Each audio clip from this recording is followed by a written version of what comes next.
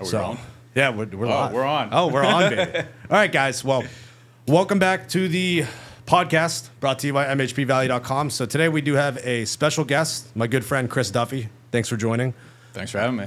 Chris, we have a little bit of a different podcast. I know the previous ones, Jimmy Johnson, well experienced in the operations game, and then Spencer's just on the disposition, wholesaling brokerage side like me. Chris here, he is a broker. And then now he recently just bought his first mobile home park. Mm-hmm. Only just getting into the industry. Like, really, you weren't fully doing MH for like that long at all until you joined Dan Fisher, right? Yeah, like, I mean, kind of like I've always been sort of like part-time. Yeah. So I would say I got into parks maybe like a little over a year ago. Yeah. Just kind of like starting to like educate and look at them and everything. Yeah. So like right off the bat within this first year, he became a partner and just bought a mobile home park in Alabama, Tuscaloosa. Yeah, right, like just outside Tuscaloosa. Yeah. And how many sites was it? 30. 30. Yeah. So a 30-site park with none of your own money capital, or did you have to put up some? Yeah, actually I put up half. Okay. Yeah, I put up half, and then one partner, Dan Fisher, guy I hang my license with, smart guy. Yeah. He put up the other half. Cool. All right. Yeah, we'll get into it. But yeah, this will be a good podcast for anyone that's a first-time operator, someone who's looking to get into the industry, or just learn about some of the creative ways that you could get into an actual commercial real estate deal that's worth multi-millions of dollars with probably limited capital. I'm sure you guys negotiated something creative, got it for a good price, found it off market. And exactly. Yeah, things that way. So this will be a very good, valuable podcast, especially for the newer people out there. Blast off here? Yeah, let's get it going, baby.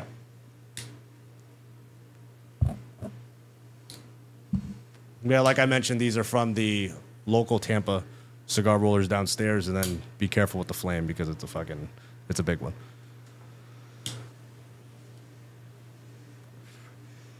This guy's getting me addicted to cigars here. Yeah, it's a terrible habit. Yeah. I will say though, there's something to do with the nicotine,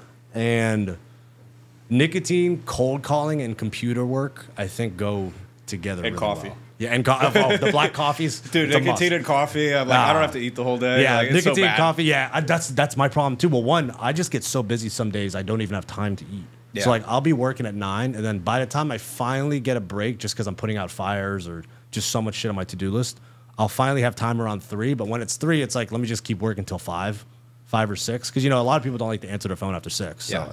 You go into like survival mode almost. Yeah. Just like just grinding on it, which is not good. Yeah. And then I like fucking pig for dinner. Yeah, you're 7 black coffees down. It's like it's so bad, man. I've cut out like so many. Like I used to drink a lot more. I smoked cigarettes for a while. Like I cut out so many different vices. Just, I don't know. I guess because like to focus more, but.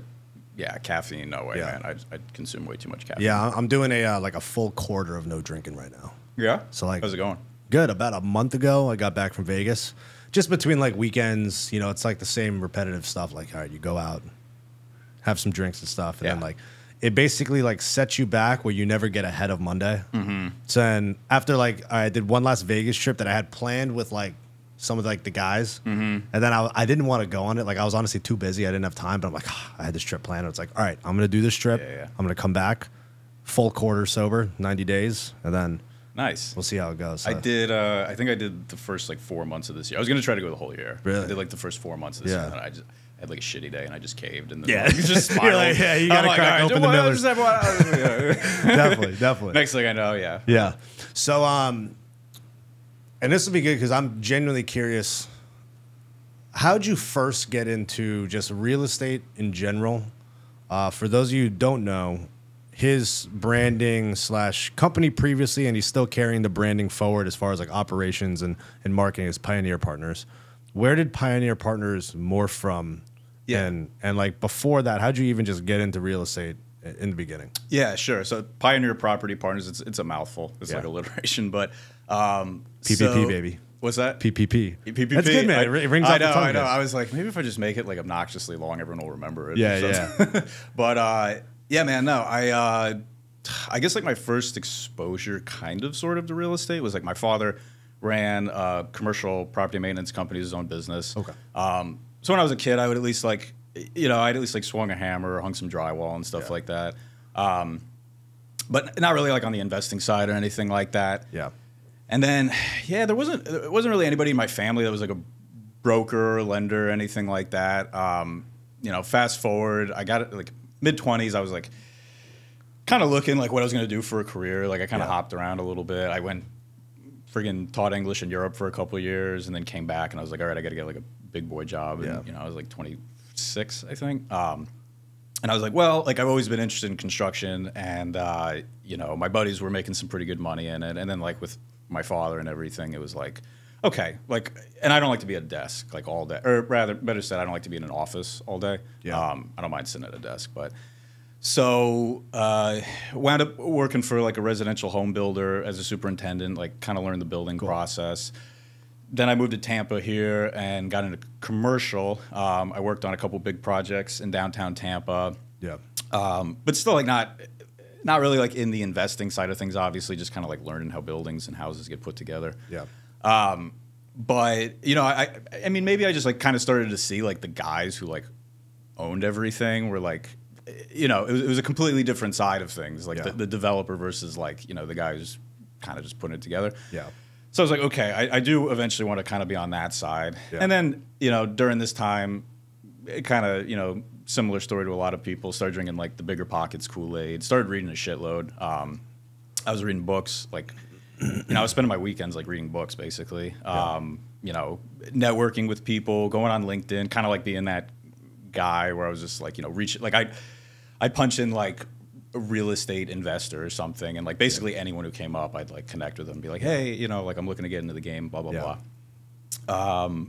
And then wound up just doing a lot of networking, meeting a lot of people, and I was like, all right, I want to buy something, and I didn't know, you know, what to look for really, or I knew I wanted something because, you know, from my education, just like get something more than one unit, basically. So I was like, all right, I at least want to get like a duplex or triplex or quad or something like that to get started. So I actually found... And at this time, you were still working typical 9 to 5 I'm job. still working. Yeah, I'm working. This was when I was like 27, 28. And I was working like really long hours, like commercial construction as a superintendent. But like, so it's like, a grind. It's not necessarily operations, but like the actual grunge of real estate, you're already like...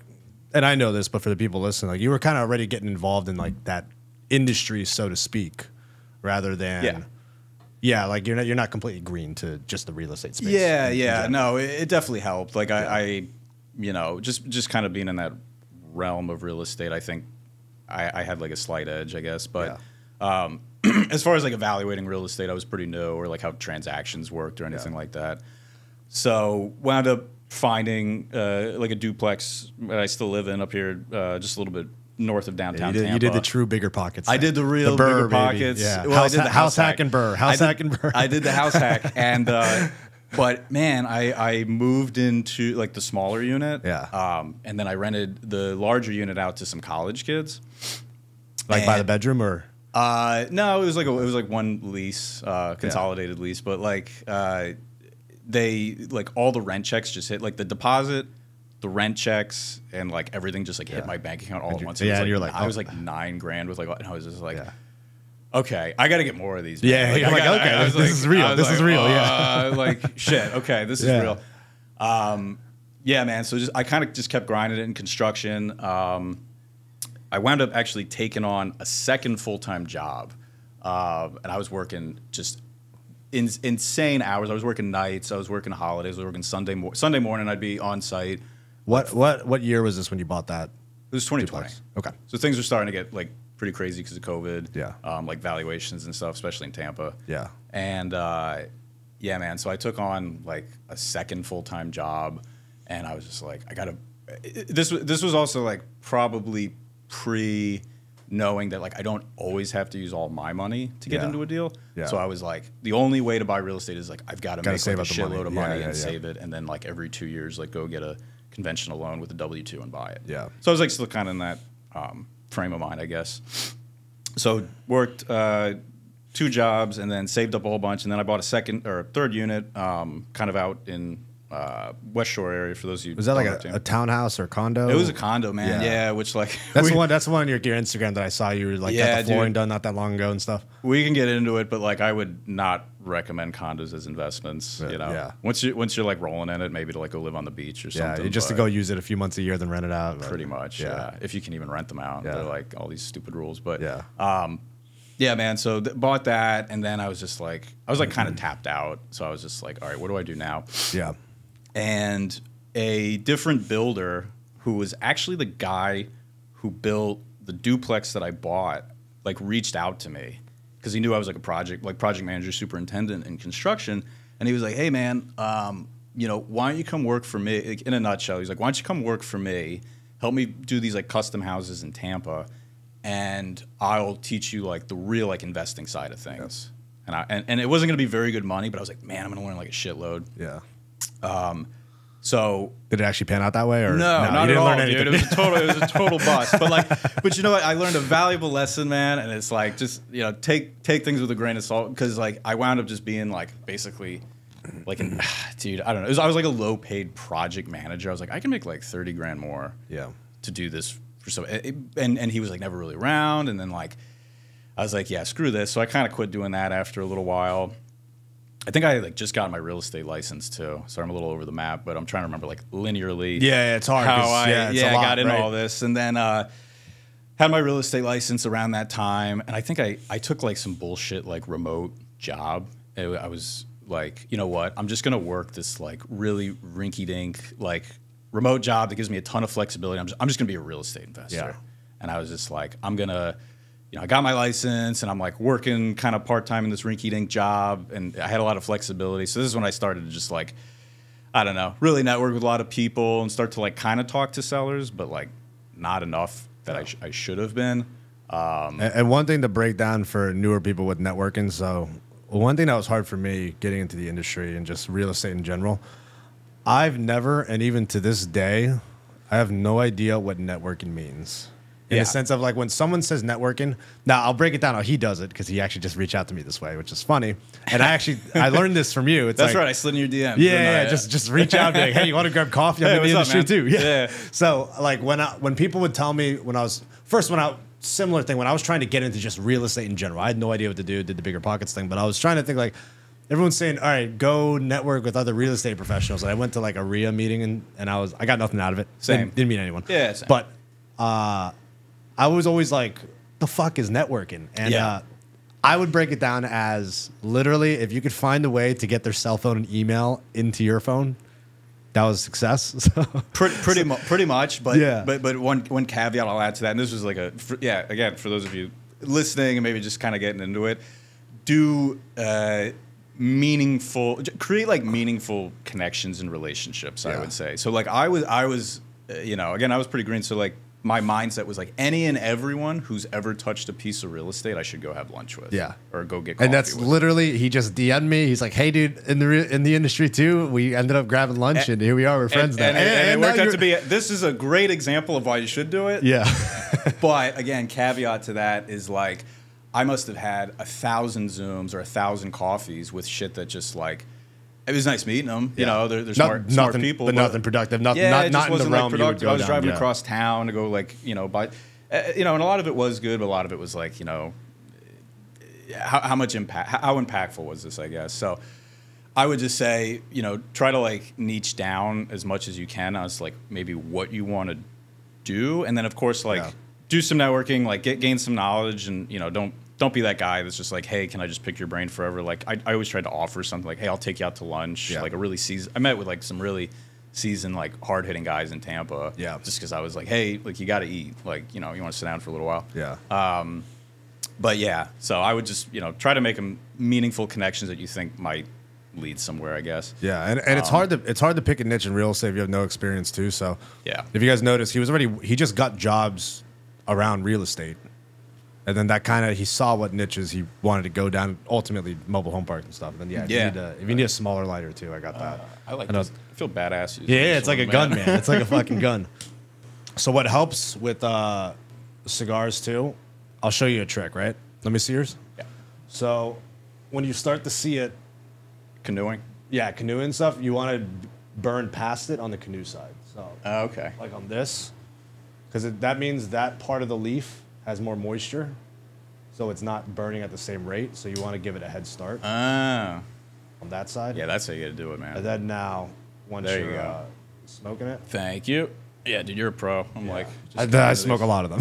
That's the problem. I love them, man. They're so fun. Yeah. So, okay. So where were we? We were networking. Yeah, just like kind of get my name out there, I guess, and stuff. But you got the condo at this point.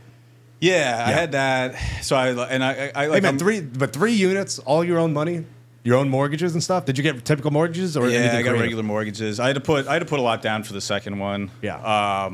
But yeah, like, man, like by a lot. Like how much we talking? It was like 15%. So it wound up being like, I think everything out the door, it was like 33 grand. But So then you were saving up real money though, working these jobs. Yeah. Like you were building up like let's say 50 grand in a bank, and then you're like, okay, let's go pull the trigger. yeah, pretty much. And then the one the duplex I bought, I still had to pony up like out the door probably like 24 or something like that. So like I'm like, you saw what I drove up in. Yeah. Like I'm a scrappy guy. Yeah. Like I'm just Opposite of me. yeah. I'm like, But I like nice shit, obviously. Yeah, like, yeah. I love Rolls Royces. I love cigars. Like Yeah. I love that stuff. Yeah. I don't know. I got myself into this like stuck on a loop, like delayed gratification mentality about like when I was first getting into this. I was like, I gotta, and not that I would eat like Chef Boyardee for dinner or anything like that, but it was like you stay relatively frugal. I still am, Yeah. I guess. But I, eventually I'll start buying the Rolls Royces. Yeah. And stuff So like my expensive hobbies, I'm not that stupid with it, and like we were talking about out there, like classic cars that don't depreciate as much. Yeah. So my high school business was flipping high-end Italian shoes like Ferragamo's, Gucci's, and yeah, stuff. you told me that. And then like watches I was getting into in high school and stuff. So like Yeah. I guess you wouldn't call it commodities trading, but like I'm into like commodities. Like Yeah. like what are cool items that you could retain value on? So like For watches, for example, even though I have all gold Prezi, but this is a 1960s all gold Prezi that won't depreciate. Yeah. I'm buying collectible vintage Rolls Royces under 20 grand. So like people might think like, oh, this douchebag spending 150 grand on a car that depreciates. That's not You what got I'm a doing. screaming deal. Yeah, on that. and That's even insane. Even to this day, even though I have good amount of money now, like I still buy like Gucci loafers and high end shoes off of eBay used. Really? Yeah, because a lot of people don't realize you could resole them. You can get the leather reworked. You can have it redyed and stuff. So like if you buy, let's say a vintage Gucci horsebit loafer. This is gonna sound super nerdy, but let's say a vintage Gucci horsebit loafer. Like those right now, if you walk into a Gucci store, about $750, $800. You could get Holy hell. perfect condition, good looking ones on eBay for $150 to $200. If they're worn out, just get it redyed, sanded down, and resold. That's gonna be maybe $100.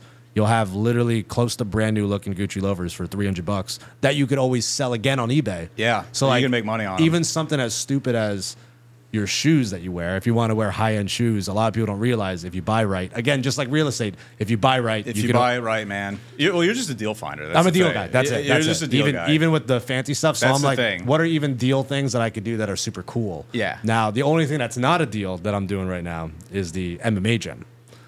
Which one? The MMA gym that I'm opening. Oh, that's not a deal?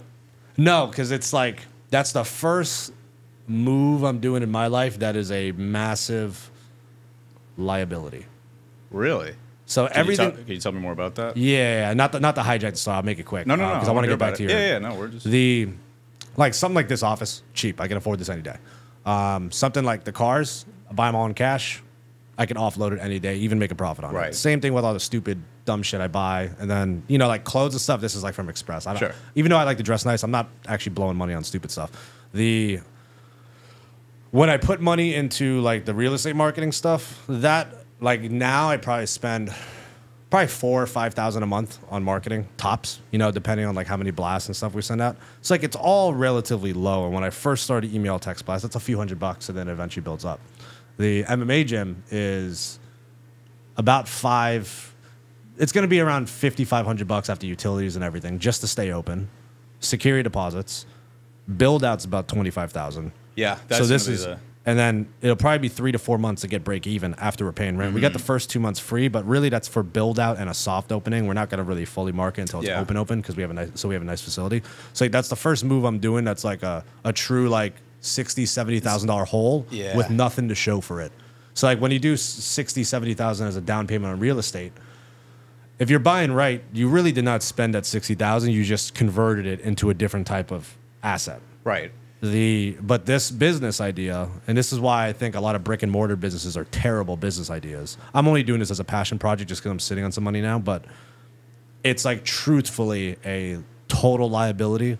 Let's say something me and my partner went wrong, or we just don't have clients. It's actually just a money loser. Yeah. And there's no, oh, let's just get out of it. It's like, no, we have to shut down the company. Do you mind me asking how long the lease is? 5-year lease? 3 year. 3 years? That's okay. So that's not, a lot of commercial leases are like 5. And then it's assignable, and we could get someone to sublet it. Oh, so good. let's say I'm like 6 months in. I'm like, you know what?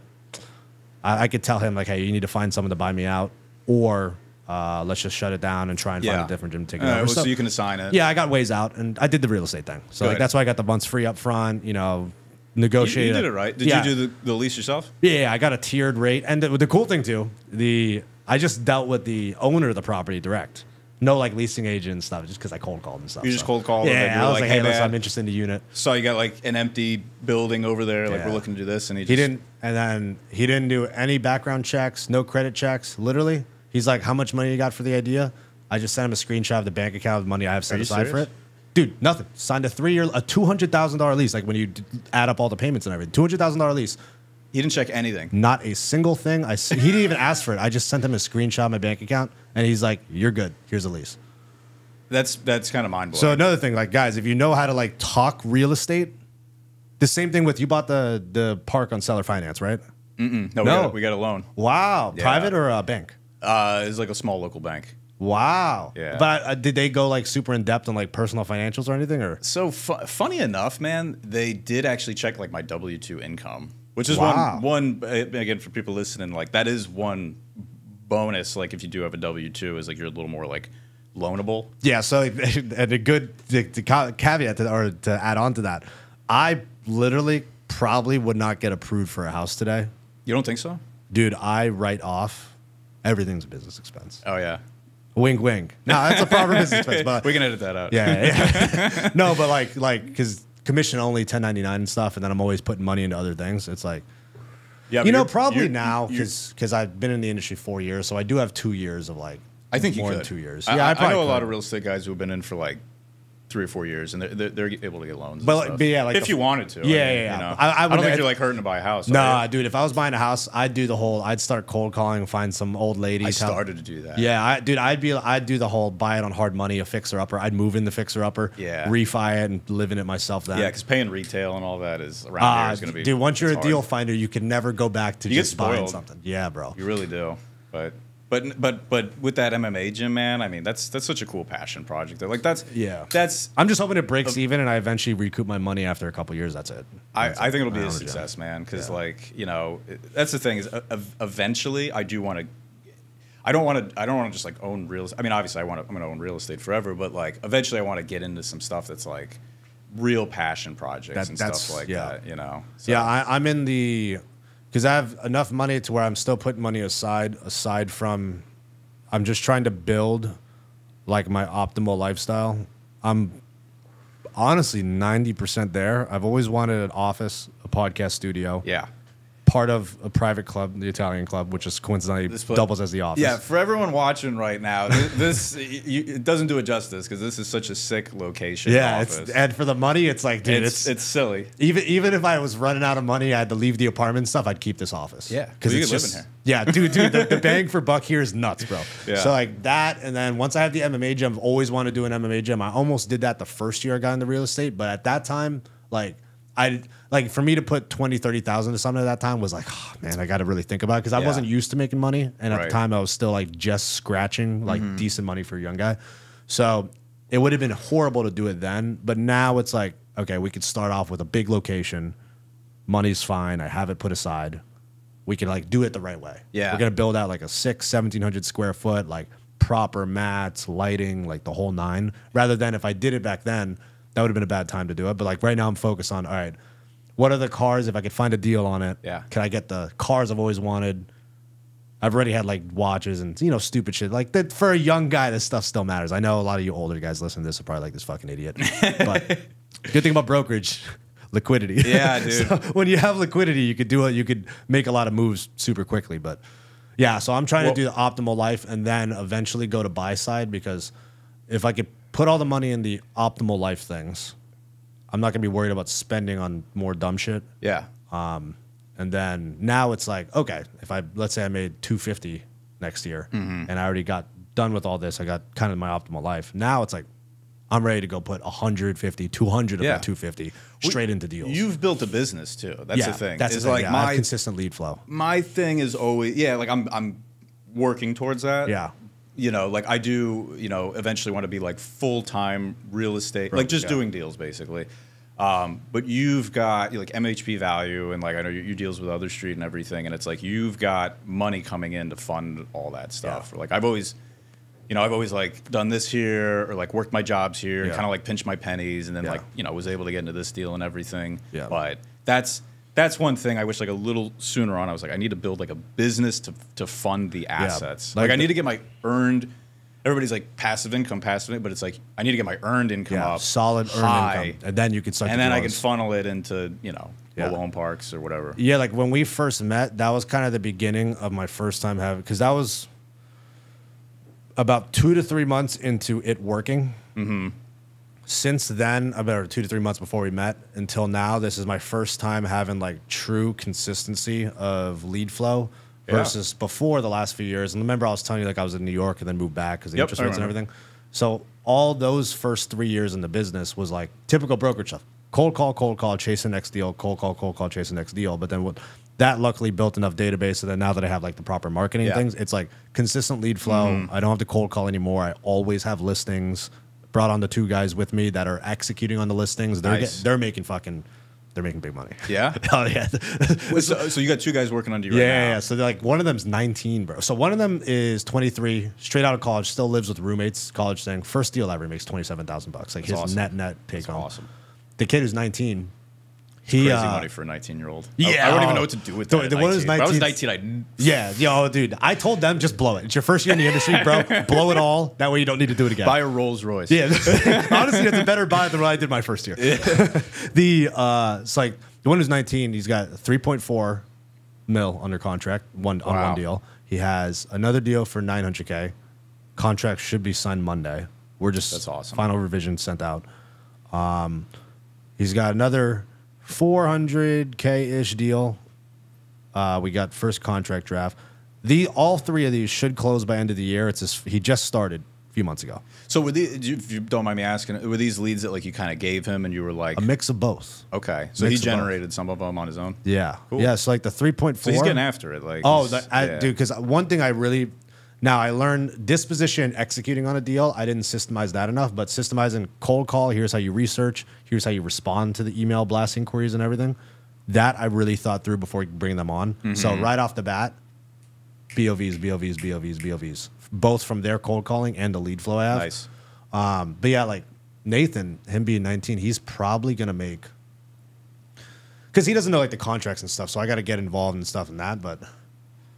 I mean, his first 4 or 5 months in the industry, he might have like 60, 70 grand. Right at like December. See, when I hear that, man. And he's 19. Dude, his parents are going to look at him and be like, yo, what the fuck? Like, you're making more money than me. And he lives in Missouri. Wow. Oh, so he's not even here. Oh, yeah, dude. So like he lives in Missouri and like it's cheaper out there. Like that. What I'm hoping is like he just doesn't stop working. Yeah, dude. Yeah, man, if you had 10 guys like that work, and you have like kind of like a split sort of. Like and I did a problem that we had at Other Street. I think we did was, and this is important if you want to grow a team. At Other Street, it worked when we were just 3 of us. All right, we have a deal. Obviously, we bring in Enon because I was newer at the time, and Jim, who's an expert at underwriting too. Both of them just rock star, awesome guys. It was good to work it out. Like, hey, we did this on a deal. You put in this much work. All right, we'll split it up this way. I'll take this much cut. But it was like we figured out. Once we got to like 5 people and we didn't have it systemized, always disagreeing on who's getting paid what. Yeah, dude. That's a big problem with like any partnership or splits and things like that's why I can be a little neurotic about it, but I'm always like upfront, be like, okay, what if this happens? Yeah. So with me, I sat down and I wrote out a big thing. Here's the stages of each deal. Yeah. If you cold call it and do nothing else, but you found the seller, how much you get? You for get it? this. If you followed up and got the financials, you get this. If you presented on the deal, you get this. If you presented and win the listing, you get this. If you're the one who executes on the listing, you get the. Like I had it tiered. It's almost like, let's say I broke down an entire deal cycle into 20 steps to closing. Each step is X amount percentage. And then there's a little left over for, like, let's say one step took way longer than usual. Like, let's say there's a bunch of retrades, you had to handle that. Oh, you get the extra 5 or 10% that we have. That's left smart, over. but that keeps everyone from like getting their feelings hurt. Yeah, so like no one's debating what am I supposed to get paid on this. Like literally in the beginning, I'm like, all right, here's your roles on this listing. Let's say we close at this price. Here's our commission rate. Here's how much you could expect to make. So that way, there's no fucking. That's exactly how you should do it. That's how any partnership, whatever you want to call it, like it should be broken down. So if you end up like trying to bring 2-3 guys under you, like I would have that first and then figure out everything later. But that is like the key. I think that's what I had too with like my first broker. Like the first before I hung my license with Dan was because it got so nebulous, so to speak, where it was like, okay, but what if I talk to the seller one time and then and it just, and then people want to be like, oh, well, it's 50-50 because it's like and it's like, well, I know I didn't have anything to do with this deal, but you had me follow up with him a couple times, and that led to him sending us the rent roll. So like, I know you found the guy. That's the thing with brokerage is like, because you can just like kind of touch a deal and then then you're like, well, I didn't get nothing on that. But then it's like there's other deals where you feel like you did nothing and you're getting paid, so it's like there's no clarity. That's why you got to break it down into like, literally, I broke it down to if you cold called him, but then this guy followed up and got the financials. Well, that guy's getting this percentage. Yeah. If I pitched on the deal, but you were on the pitch, we're going to share that because you were part of the pitch. Right. And then like one example that I actually added to that list recently was, even though, let's say Nathan, for example, we have a listing that we probably are going to win now. And he built such a good relationship with this guy, even though he's not the one doing the actual evaluation pitch and the live going through Zoom because he's not quite at the numbers understanding yet, just on the underwriting side of things. Like he didn't do the pitch, but he honestly built such a good relationship that I could have went on the pitch and just not even done the whole fancy thing I do, and we would have got the listing. So it's kind of like, okay, well, that should be adjusted too. So that means we should be splitting up the pitch because honestly, your relationship made this pitch the easiest pitch ever. So that was something I had to like actually adjust the model. I'm like, oh, okay, there's a scenario where this happens. Like we've ran into situations where we've done an evaluation call and we get cut off by the person and they're just like, listen, I already trust you guys. Just send me a listing agreement. Really? And I'm like, that's awesome, though. Yeah, that's so cool. So that's where it's like, okay, now we got to adjust the split model. So like, I even still tried to clean it up later, but yeah, it's important. Definitely, it is. And I would say, dude, as soon as if you have like the resources to do it, and it doesn't cost any money, it's just like research programs you got to pay for an extra account and stuff. Right. I would get the 2 guys under you as quick as possible. It was the perfect amount of workload for them. Now, if I'm going to go more than 2 guys, I'm trying to systemize the rest of the stuff I didn't. Then it's like my theory is once I systemize it and they're going to be good enough to coach, then I'm like, hey, I want to bring 2 more guys under each of you. So like 1 guy's in the Southeast, 1 guy's in the Midwest, 2 guys under them, and they get to basically do what I did to them. They do it for these guys. I'll just control the marketing. And that way it's like, oh, we have a legit company tier, which most brokerages don't. Most brokerages is a free-for-all. My theory is to actually have a proper like junior agent, senior agent, managing director of a region. Organized. Yeah. But it's, dude, systems and processes is fucking super hard, bro. They are, man. It's a you don't want to work on them either. You know you have to, but like you're just like, no. What I'm annoyed now, it's like I'm trying to figure out how to take myself out of the day-to-day so I could focus on that because I feel like that's the real money. But dude, the mobile home park space, there's so many intricacies that's like, there's no playbook on how to handle this contract. There's no playbook on how this seller wants to negotiate. Like one seller might be, like let's say you're doing a seller finance deal and you would resonate with this. One seller you might be talking to like, okay, like listen, we can get you 20% down, reasonably a 6% interest rate. They'll start arguing, well, a bank's charging 7, so I want 7, right? So they're thinking in like financial terms. Right. But another seller might just be thinking, well, I want $3,000 a month. Mm-hmm. So like you're having a complete, even though you're talking about the same thing, you're having a totally separate conversation, like different conversation with this seller versus that seller, and it's hard to teach that. Like you got to it's got to be time in the biz to understand it because you got to grasp like with your head. Yeah, you do, especially with that seller finance stuff where you got to like the creativity because it's hard to know what levers to push and pull on. You got to know what do they want at the end of the day because you're also you might be talking to a mom and pop who's like 80 years old. Yeah, and it's like, what are they going to do with a 20-year balloon? Yeah. Or not, like a 20-year term or something like that. Yeah, exactly. So, but and knowing what questions to ask, you got to understand, like, how does seller financing work? How do payments work? On that? Like, it's a lot, man. I actually, funny enough, I've only done one seller finance deal, and it was a deal that it was really my family's property. I don't know if I told you about. It was like a whole bunch of land up in New York on Long Island. You like somewhat talked about it, but dude, not in I think I met you right before it closed. Okay. It actually closed. It was 40 acres of land on Long Island. My grandfather was on Long Island. Yeah. Well, listen. So like my grandfather. What did he buy it like back in the day for like pennies? Well, dude. All right. So I'll try to keep it brief. But basically, you know, he passed. God rest him. But he cobbled together like 40 acres over like a couple decades. But a lot of it was like, oh yeah, I traded some sand for Bobby's 3 pigs to get this parcel, like type of like just cowboy shit. Yeah. But he cobbled together like 40 acres of land over the decades, and then ran his sand and gravel and trucking business on it for probably like 50 years or something like that. Oh, that's awesome. That's American dream shit. It is. That's real Italian American dream, baby. Oh, yeah. I think he stopped going to school when he was like 13 or something. That's awesome. And like grew up in an apartment in Queens with like 7 brothers and sisters. I don't think quite that many, but like, like dude, we come from like the same roots. I love it. So but the thing is he was like a true hustler, but just never, like nobody could ever tell him what to do. So like he, didn't pay the taxes, environmental shit, blah, blah, blah, like you name it. Yeah.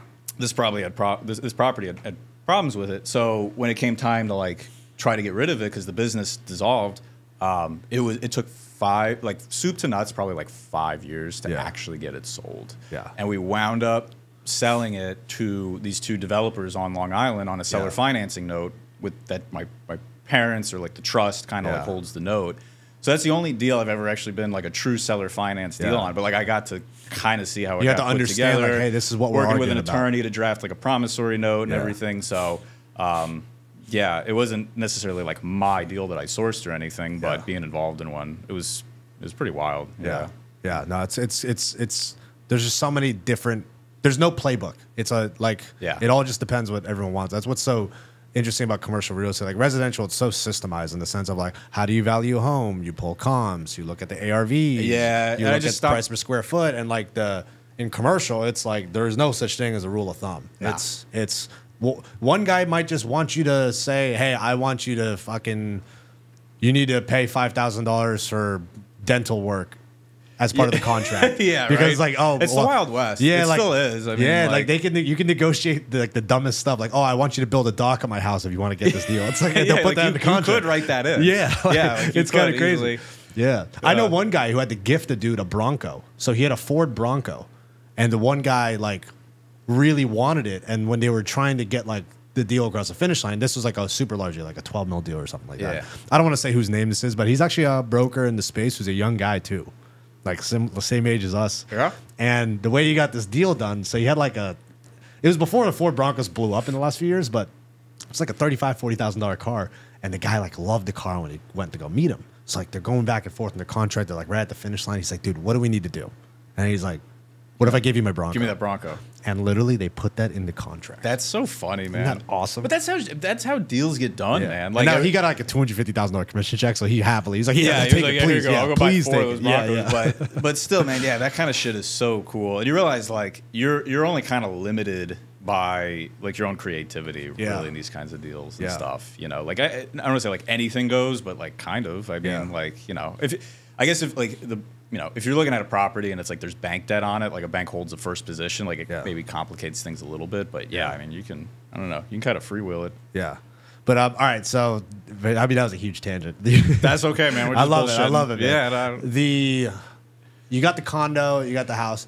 At what point are you? Because now you're just doing the single family, getting the tenant in there. Yeah, and now I have no money.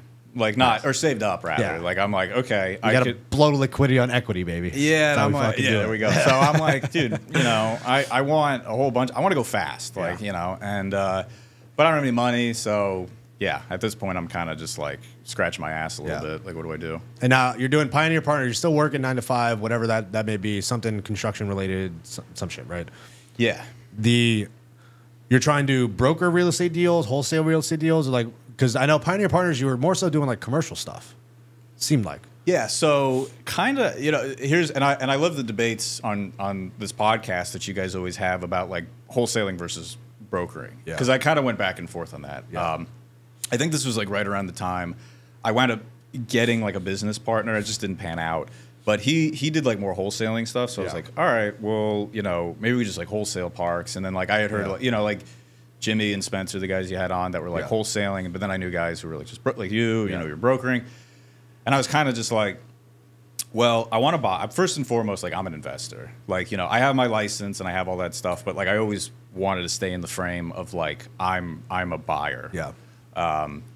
So, you know, I guess there's some, you know, some people might argue there's some discrepancy here, but like I was just like, I'm just going to contact people and see what they want. Yeah. And learn about the property. Because like I might be like, Raleigh, North Carolina. It's like, oh, it's a great market. I'd love to, but it's like got a, you know, I don't know. It's all park-owned homes or something like that. I'm like, I don't really want to deal with that or something. I was like, well, what if I, you know, could help you find somebody to buy, you know, like do a slam or something like that.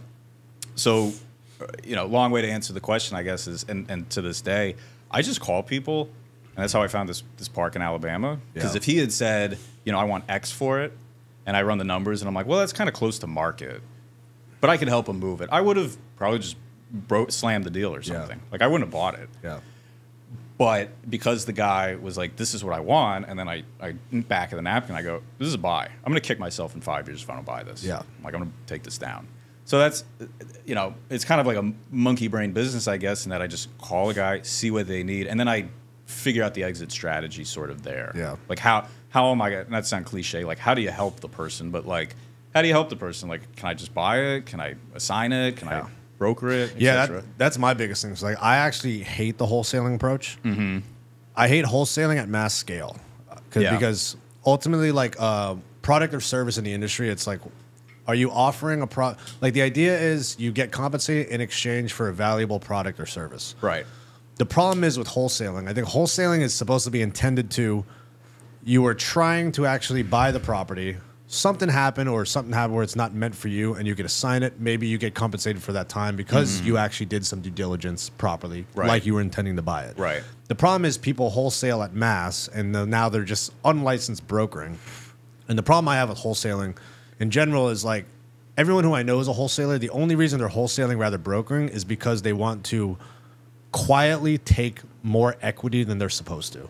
Because other than that, you would just slam the deal. Yeah. Because a buyer will compensate you up to 6%, 8%, 10% on the deal. And so the only reason you're trying to do this whole lock it under contract is so that way, if the seller doesn't know any better, you can fuck them for more money. Huge fee. Yeah. I could have ripped a stupid fee on it. Like a fee enough to where if I was a seller at the closing table and I saw the HUD, I would have been like, get the fuck out of here. Yeah, so that's why I'm like, I don't, it's not that I'm not anti-wholesaling, because ultimately I also believe, hey, listen, it's like a chessboard, survival of the fittest. It's like poker. Like, if you can pull off the bluff, good for you. That's just, it's part of the rules of the game. But I don't like doing it at scale, because now it's like ultimately your product and service is a bad product and service you're offering to the marketplace. One other thing about it, and like I got nothing against, I definitely have nothing against wholesaling. I think there's a place and for I've it. helped wholesalers, so that's why people know. I think there's a place for it. It's just one thing that always scared me a little bit more about it, so to speak, is like if I'm representing myself as the buyer throughout the whole transaction, and I don't ever disclose, at least in some fashion, like, hey, I might assign this or something like that, and that buyer that you're assigning it to then backs out, that seller is going to come to you and be like, what the hell, man, you know? So that's kind of, whereas like if you're slamming it and the buyer, like, you didn't misrepresent yourself, and you didn't tarnish the relationship as much, it felt like. I'm sure guys could argue with me about that, but you know, that's how I always looked at it. So I always prefer, again, first and foremost, I'm going to buy it. If I bring it to a group, that like maybe I want to partner with, and they're like, nah, like we'll give you a fee. Yeah, that's a different little again different. because you're actually putting under contract with true intentions rather than the whole pretend like you're going to buy it, but you're really just brokering. Yeah, I tried to do it early on with a couple deals where I was like, we're like not, we're just going to sign this. Yeah. Like I don't even want to buy this. We're just going to sign it, and it just got really clunky, and maybe I was doing it wrong. Yeah, but I was just like, there's too many moving parts for And yeah, that's the problem with assignment. There's so much like. Dude, like we have to come up with this so like every time I help a wholesaler, it's really they approach me, they're already under contract, I have zero involvement on the front end, and they're just saying, hey, listen, I'll pay you this much if you could find me a buyer at this price. That's the times that I help a wholesaler. Yeah. But I'm never like game playing with a wholesaler. We should go tie this up at this and we could rip the seller. But that's like how most of them think, which I'm not a fan of, only because of the misrepresentation. Now, Spencer and Jimmy, good thing about them, like they tell them straight up, I'm thinking about buying it at this. I'll put it under contract. Yeah. Especially Jimmy. Jimmy's always looking to buy it. And Spencer, and then Jimmy manages it on the back end. Yeah. Yeah. And then Spencer legitimately wants to partner and buy deals if it's good. But he'll tell them straight up, like, listen, I'll put this under contract. I'll look into it. And they actually start doing due diligence, which they were talking about. They try and actually get the DD. And then they're like, oh, not for me. Yeah, they're like, this genuinely isn't for me, but I know someone who will do it. And they tell the seller, like, listen, I'm bringing this person in. They're going to do a site visit. They're going to take over the contract. Like, they're honest about it, which, but like 90% of wholesalers, it's this whole scam. We can't let the seller find out. It's like, all right. I know another guy, Greg Giacomo.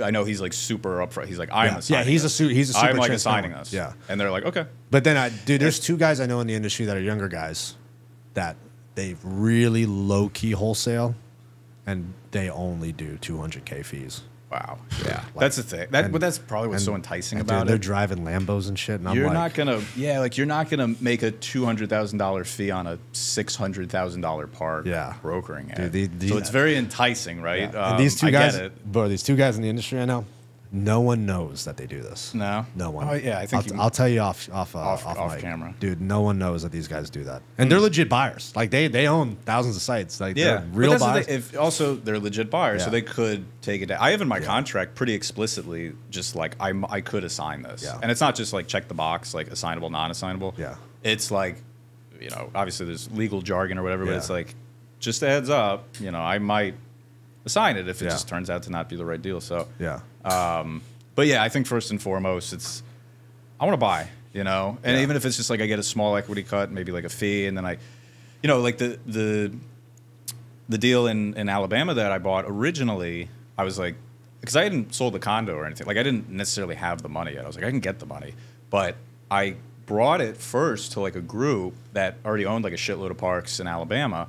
And I was like, I just want a partnership. Like I want to like come along for the ride. And if that means, this much equity and I get a fee as well, I'm happy. Like I'm happy as a clam. I just want to get one on the board. Yeah. So to fast forward to actually this deal, because that was the main thing I want to get you on here is talk through the entire like finding it, start to finish. Yeah. Deciding to buy it, structuring it, working it out. But you were basically trying to broker or wholesale or just Pioneer Partners was a representative branding company for you to go hunt down commercial properties, which ultimately morphed into just parks. Branding. Yeah. I hang my license with Atlas Bay Commercial. That's Dan, but my brand is. How'd you end up like coming across Dan and joining his brokerage? By the way, when we got lunch, if we got lunch 2 months later, we might be working together. Because my plan was actually to reach out to you. You did, remember? But then you did I? For about Dan, right? No, different. So before you joined Dan. This is when we first met. When we got dinner at the Wagamama. Yeah. So that was right before I got the office and decided I'm going to hire someone or bring someone on. Oh, yeah. So if we got lunch 2 months later, there's probably a good chance that we would be working together. Because you were always asking like, hey, what's like a good team I should join with like a good process? And I was always telling you, I don't have my processes done yet, but I'm working on it. But I didn't think I was actually going to pull the trigger that quick.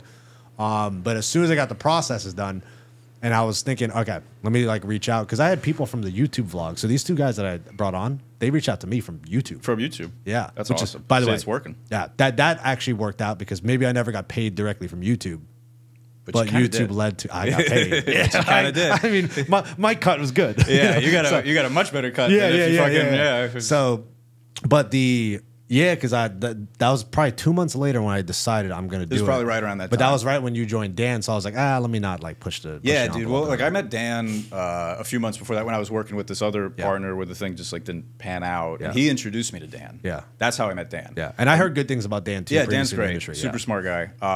So I met him then, and we had like talked about me going over there. Super. I could probably spend an hour talking about the whole kind of roundabout thing with my previous partner, but basically, speaking of Dan, I gotta get you in the podcast too, buddy. I know you're local, so long story short, I wound up joining with him, and he had brokered like all sorts of big parks, and then he was working with John Burpee, who's like a pretty reputable guy. I think he's like over in St. Pete. Yeah. And then he started his own thing, and then I inevitably went over there and was just. Yeah, basically just like looking for deals like I was, and it's like, well, I could broker them with Dan, or I can buy them. You know, I don't know. I'm just calling people. What's his big process? Did he give you any new processes? I know I pretty much broke down my entire process to you and stuff. Yeah, like we have a good thing going. What do you guys use as far as research tools and everything? I know probably the base lead gen is cold calling.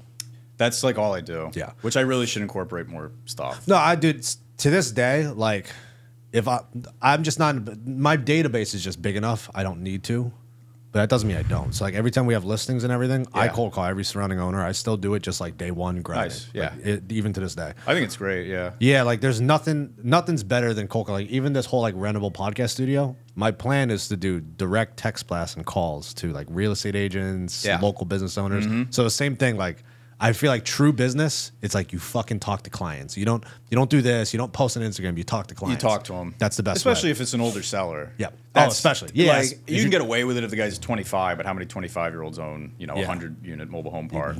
You're talking to Billy Bob, who's like, built it after the Korean War with his granddaddy. Yeah. Like, dude, I mean, dude, you know what's funny? It's crazy, especially since doing this podcast, how many people under the age of 35 own thousands of sites. Yeah, actually, I eat my words. You're right. I do know a few guys who own a shitload of property. Like, I was thinking the other day, I'm like, I know a lot of guys who have like multi-millions of dollars. Like Dylan Marma, I know you had on. Marma's a whole different level. I think he's younger than me. Yeah, dude, around my age or something. And he's got like institutional quality type shit. Which is, he's killing it. He's a killer though. I mean, he's like a robot. I mean, he's the Terminator. There's a lot of guys who are. I'm like, I gotta, come on, like I gotta step it up. See, I'm like, listen, I don't want to be that guy. I like a Brad Lee kind of guy. Who's that? Oh, like he does like online stuff, but okay, he's like a business guy, but he's rough around the edges. Okay, you know what I mean? Smokes cigars, he curses. Okay. You know, he's not what you would think professional multimillionaire business owner with a suit and tie. He's like a, but he's a young guy. Yeah, well, he's like an established multimillionaire big guy, but just rough around the edge guy. You know what I mean? Yeah, like, I like a little I like a Ben Mala type. You know? Dude, he's got good stuff. Yeah, I like a guy that's like, you got the fucking he's a kingpin. Smoking cigs. Yeah. Like if he has a property problem, he doesn't sound like some fancy management company. He'll just show up himself. He's like, "What's the problem? What's the problem? Like, what are we doing?" Yeah. So old school. So with Dan, what do you guys use for research? If you don't mind sharing. Dude, honestly, I do pretty much all my own research. I do all my own lead gen. That's kind of how I wanted it. Yeah. Part of the reason was because when you were just talking about like the splits and who touches the deal, who does this. When I was working with that previous partner, like it got a little hairy with like all that stuff, and I realized like kind of the easiest thing to do was like, not that I wouldn't take a lead or anything like that, but it was like I have a completely separate CRM. I do all my own lead generation. So there's no debate; it's yours. Yeah. But I will say because he's a lot more seasoned than me. I bring it, like we've got a 200-unit listing that we're taking to market next week that I found. Let's go, baby. Thank you. Is that in Florida? The Florida one? Michigan. Yeah, that's big. 200. Well, so it's 40 developed. It's approved for 200. So it's like a partial development play. 206, I think. Yeah. But so I found that one. Just cold calling. Called the guy like 10 times. He finally picks up. Just good old Midwestern guy, like salt of the earth. Yep. Dan and I are doing that one together because I'm like, I've never brokered any kind of property like that. So I'm more than happy to bring people, just like when I was talking to you about like the Kansas deal that one time. I'm more than happy to bring in seasoned guys to get it across the finish line because I just want to get deals done. Yeah. My first whole 2.5 years, it was like every deal I did with Enon. Yeah. I wouldn't even think about that. That put me so far ahead doing it with a seasoned guy like that. Yeah. It's like now I understand contracts. Now I understand like complicated seller financing. It's like if I didn't do that, it would take me yeah, forever. dude. No, I think just trying to keep everything for yourself is at least when you're starting is not as and that was like what you were trying to find like when we first met, because you were like, hey, I need a seasoned guy to like. There's so much because there's just so many different steps. It's like you're already finding deals, but you're like, shit, how should I dispo this? How should I move this? Yeah, or what do you think? Is this even should I even like is it even worth your time? Yeah, that was like the Kansas one. I was kind of like, it might not even be worth. It's Kansas. Yeah. Like Kansas stuff. Yeah. Did that ever materialize? By the way, it's a small deal in Kansas that like it was funny when he told me about this. Everyone's touched it. So like 2 people already brought that to me before you years before. Yeah, because it was that because Manny brought that to me. Really? Yeah, he was in talks with that guy and almost locked it up. And then I spoke to him myself just from cold calling around because I had a deal in Cassville with Missouri, which was like right across the border. Mike. Joplin. The owner, Mike. Yeah. That's so funny. Yeah, so that's why when you were telling me about it, I'm like, dude, I think I know this deal. But yeah, eventually when I was looking into it later, I'm like, oh yeah, that's the guy I talked to when I was calling around Joplin because it was just across the border. Yeah, it's like just over the border in Kansas. That's funny. So like by the time you brought it to me, it was like 3 people already touched it and decided it wasn't worth their time. So case in point. Like that's why I brought it. You would have stopped wasting all that time if you knew that. Yeah. So funny, small world. Yeah, man. So. But what was the original question? Oh, yeah. So processes and everything, because this is helpful for someone trying to cold call and find deals. Like, do you just public record, then Reonomy, or what do you do for phone numbers? IDI. IDI. There we go. I owe you for that one, guys. baby. See that? Dude, that best program. That's been the best program. By far, everyone that reaches out to me and asks me, what should I use? I'm using this. I'm like, bro, I have a free guide. If you just do the free guide, you will find every person you need to. Because I've tried 3 or 4 of them and they suck. Dude. Sucked. IDI is so by far cost.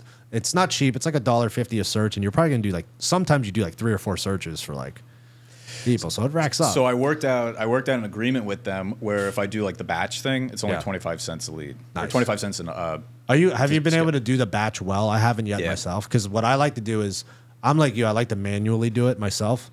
And I'm always calling relatives, clicking through the family, clicking their address, seeing who they're. Relatives I've been able to like get through to other people through relatives. Okay. Yeah. So that's doing the batch one, and it's like 5 times less expensive. So I've got a limited budget right now, but no, dude, just literally like public records, and then organizing them, putting them through that, and then I do have a dialer, but I don't use it a ton. Like sometimes I'll just. It's hard to because you want to like really be engaged with the call, pull up the property. Yeah, and I'm not techie.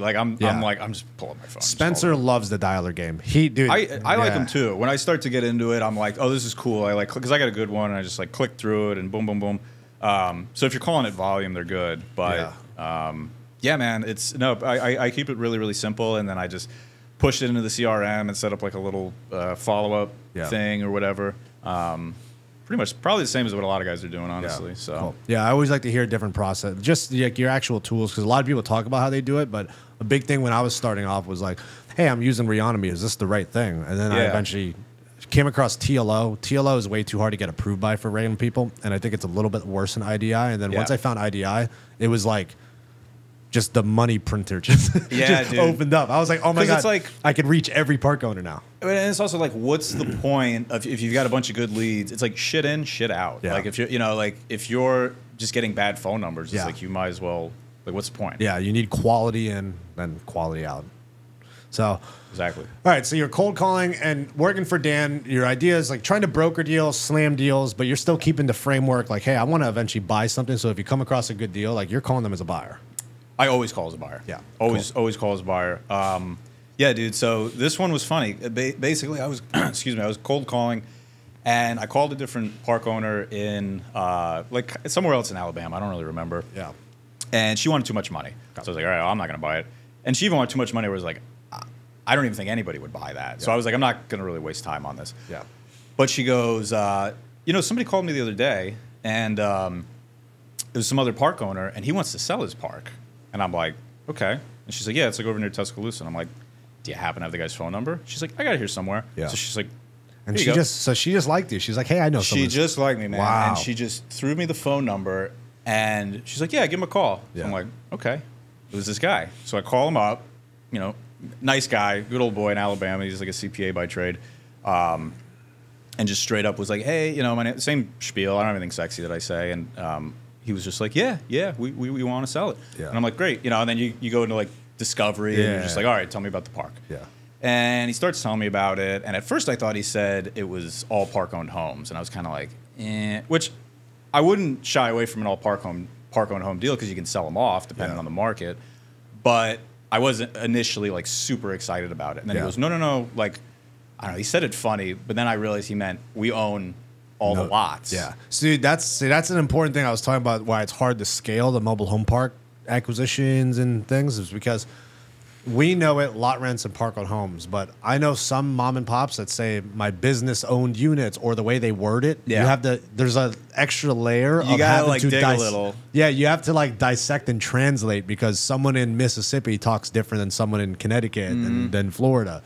Yeah, and a lot of people, I've actually said to owners before, how many are park-owned homes, and they don't know what the hell I'm talking about. Yeah, they're like, what are you saying? Like, I got 7 rentals. It's like, yeah, they're like, I got rentals. Then I'm like, do you own the home? And they're like, no. And then they send me the rent roll. They do own the home. I'm like, I don't understand how this got lost in translation. Do you have to fix shit at the tenant's Yeah, do you house? fix it or not? Yes or no? And then you found out their park on home rents are what lot rents should be. And you're like, yeah, this is a deal. Yeah. So, no, dude, I called him up, and he started telling me about the park. And, you know, I always back of the napkin everything just real quick. And I back into it.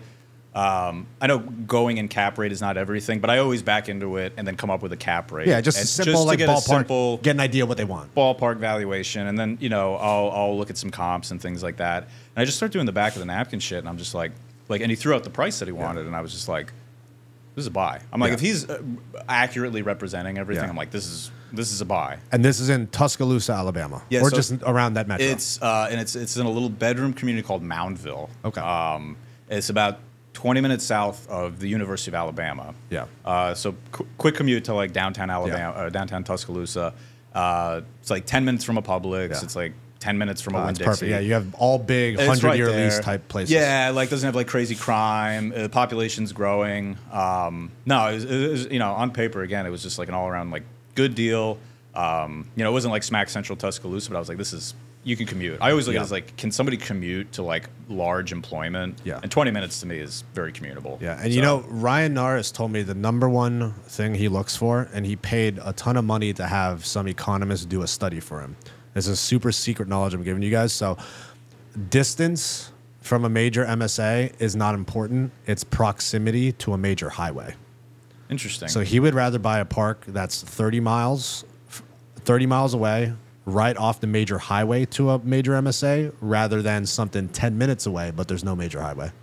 Okay, so you got to take like regular country roads and stuff like that. Basically the conclusion of his big story, and he probably doesn't want me to share this, is that the correlation of higher lot rents is correlated to highways. It has nothing to do with median home values. And he hired an economist for that. Yeah. Smart guy. And he paid like I'm talking 6 figures plus. Smart guy, but I mean he's awesome. He's another level. Like he's got, I mean, what, 5,000 sites at this point? I don't know. I mean, I did a Zoom with him, I remember like a year or so ago. Yeah, he's a cool guy.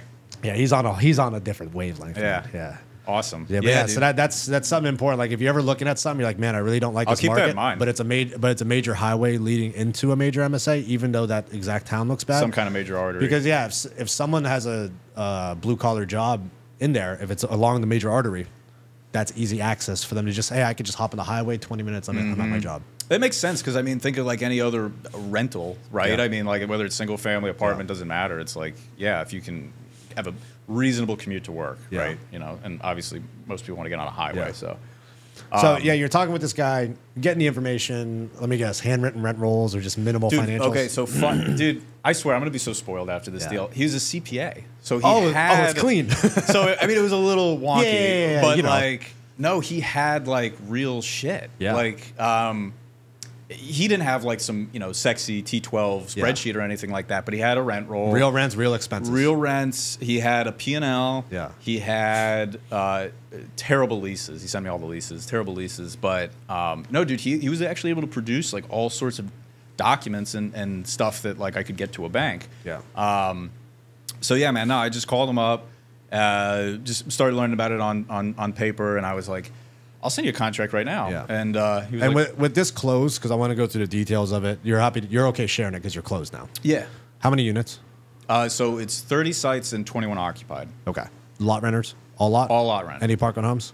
No park-owned homes. There was one or two rent-to-own, Okay. but we got them to basically guarantee the lot rent.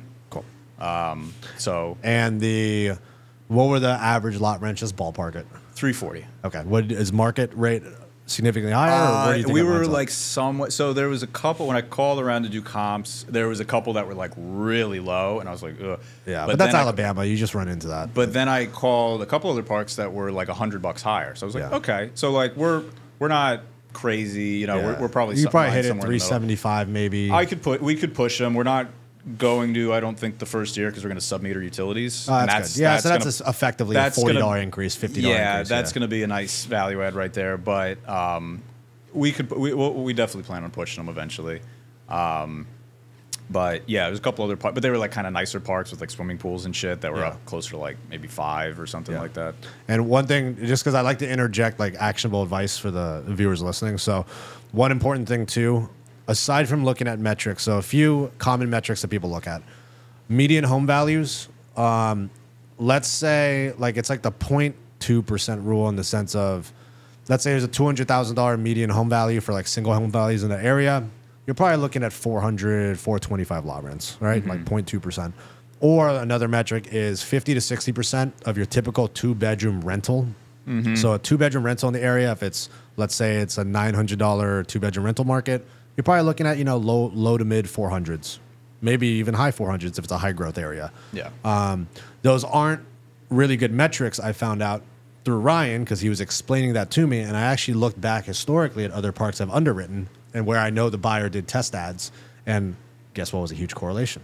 The highway thing. And I was like, oh my God. So it's all about the highway, man. Yeah, it's something new that I learned. But my favorite thing to figure out what market rates are is literally run a test ad. And this is what I learned from Derek Vickers.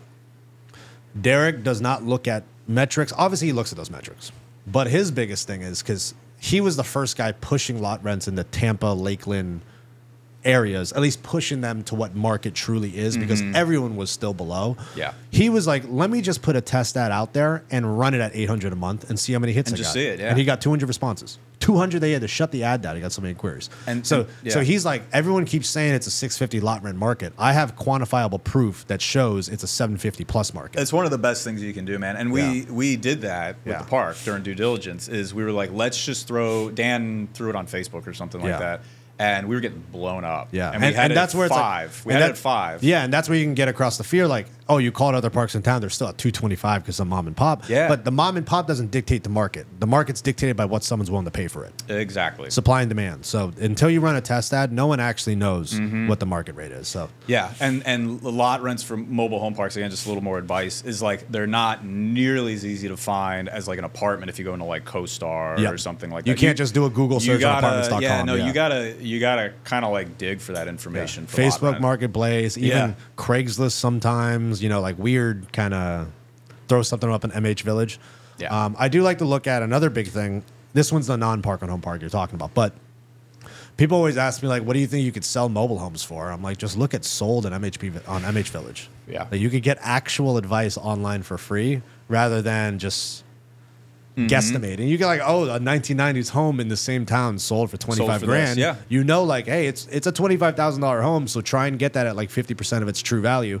And that's another thing. So touching with I know you're shying away from park and homes, but I think park and homes, and Jimmy confirmed this too, park and homes are the most undervalued thing right now, because previously park and homes weren't valuable, but as the economy keeps getting more and more unaffordable, people now are willing to pay for park and homes, and tenants want to buy a home. It's so hard to buy a single family home now. People want to buy your park on homes. Yeah, I should have clarified. In good markets. Right, yeah, the market has to support it. But I should have clarified, I wouldn't not do a deal with park-owned homes. This one being my first and us being out of state. Yeah, because I was intensive. I was just like, do I want to go through that on my first rodeo? Yeah, that's And smart. I was like, that's honestly, dude, that's why like originally I was like, I'm going to bring this first to a group that's like already there. They got like 10 parks already. It's like I'm gonna ride the coattails a little bit, so to speak. Yeah. But no, I agree 100%. Depending on the market, and it's a great way to reduce the cash basis too. Like if you can, I mean, shit. Even if you're giving them away for like half their value or something, like if they're like fixer uppers, it's like you're just adding back to that, you know, what you spent to get the part. So let's say $340 a month. You got 21 occupied, so it's probably bringing in, let's say, 70 grand a year ish. Yeah, it was like 80. 80. Okay. It should have got to like 80 or something. Late fees. Some people pay. Yeah. The what was like its generalized NOI off the 80? Probably around 45,000 ish. 50. It was right about 50. Yeah. Yeah. Cool. It was right about 50. After all expenses got taken out, and we got it for 400. So so like it's a true like, and that's what this was like a real 10 plus. Yeah, and you're plugging in R&M assumptions, tax increase, maintenance, you know, real expenses. It was man. I was just like for the price of it, I was just like, this is. I know again, cap rate is not everything, but I was just like, there's a spread. Like you're going in there like, hey, day one, we're legitimately getting real. And that's why I felt so much more comfortable with the deal. It's like I've got so like somebody coming from like single family rentals and everything. Yeah. So between the condo and the duplex and all that kind of shit, I was like if the roof went, if you know the AC, like the AC went out at one of my other units. It was like $7 grand to replace the AC. All the. It was like a year and a half worth of cash flow, like wiped out. So it was like I want to get into something where the cash flow, like I've got enough cash flow on a deal to where when the stuff goes awry, I'm not going into like my savings account. You know, because that's what I was doing. It's like my W-2 income was paying for like a AC unit. Yeah, so you almost sort of bought yourself liabilities with the single family, but you do have equity appreciation in Florida. Which is that's kind of the trade-off. Yeah, no cash flow in Florida, but equity appreciation. Yeah, they appreciate it a lot. Yeah. So that but in this, a little trade-off. But in this, you had below market rents, so you know you could force the equity appreciation. Mm-hmm. That's and the sub-metering. It's all it's a master water meter. Yeah, so you'll be able to get those expenses probably down to like 35% once you start billing back. Yeah. That's the goal for sure. No, I think you know we're gonna try to add some homes in there, and then you know bring the rents up and everything, get the utilities sub-metered, and figure out what we want to do from there, man. You know, if we want to pull some money out and go buy another or what. So let's talk through details of the contract. Obviously, you're going back and forth, trying to dissect the information, as much DD before proper DD. Yeah. All right, your agreement and price. What kind of contract timeline did you have? What was like just typical? Like, well, how much EMD was it? Just standard 1 to 2%? Yes. Yeah. Walk me through all that. Yeah, sure. So I had an attorney draft up a contract for me, but like I wanted to have like my little toolbox ready to go for when I find the deals. Shout out to Arthur Baker. He's a great attorney. He helped me with the contract. Is he in Alabama? No, he's in Tampa.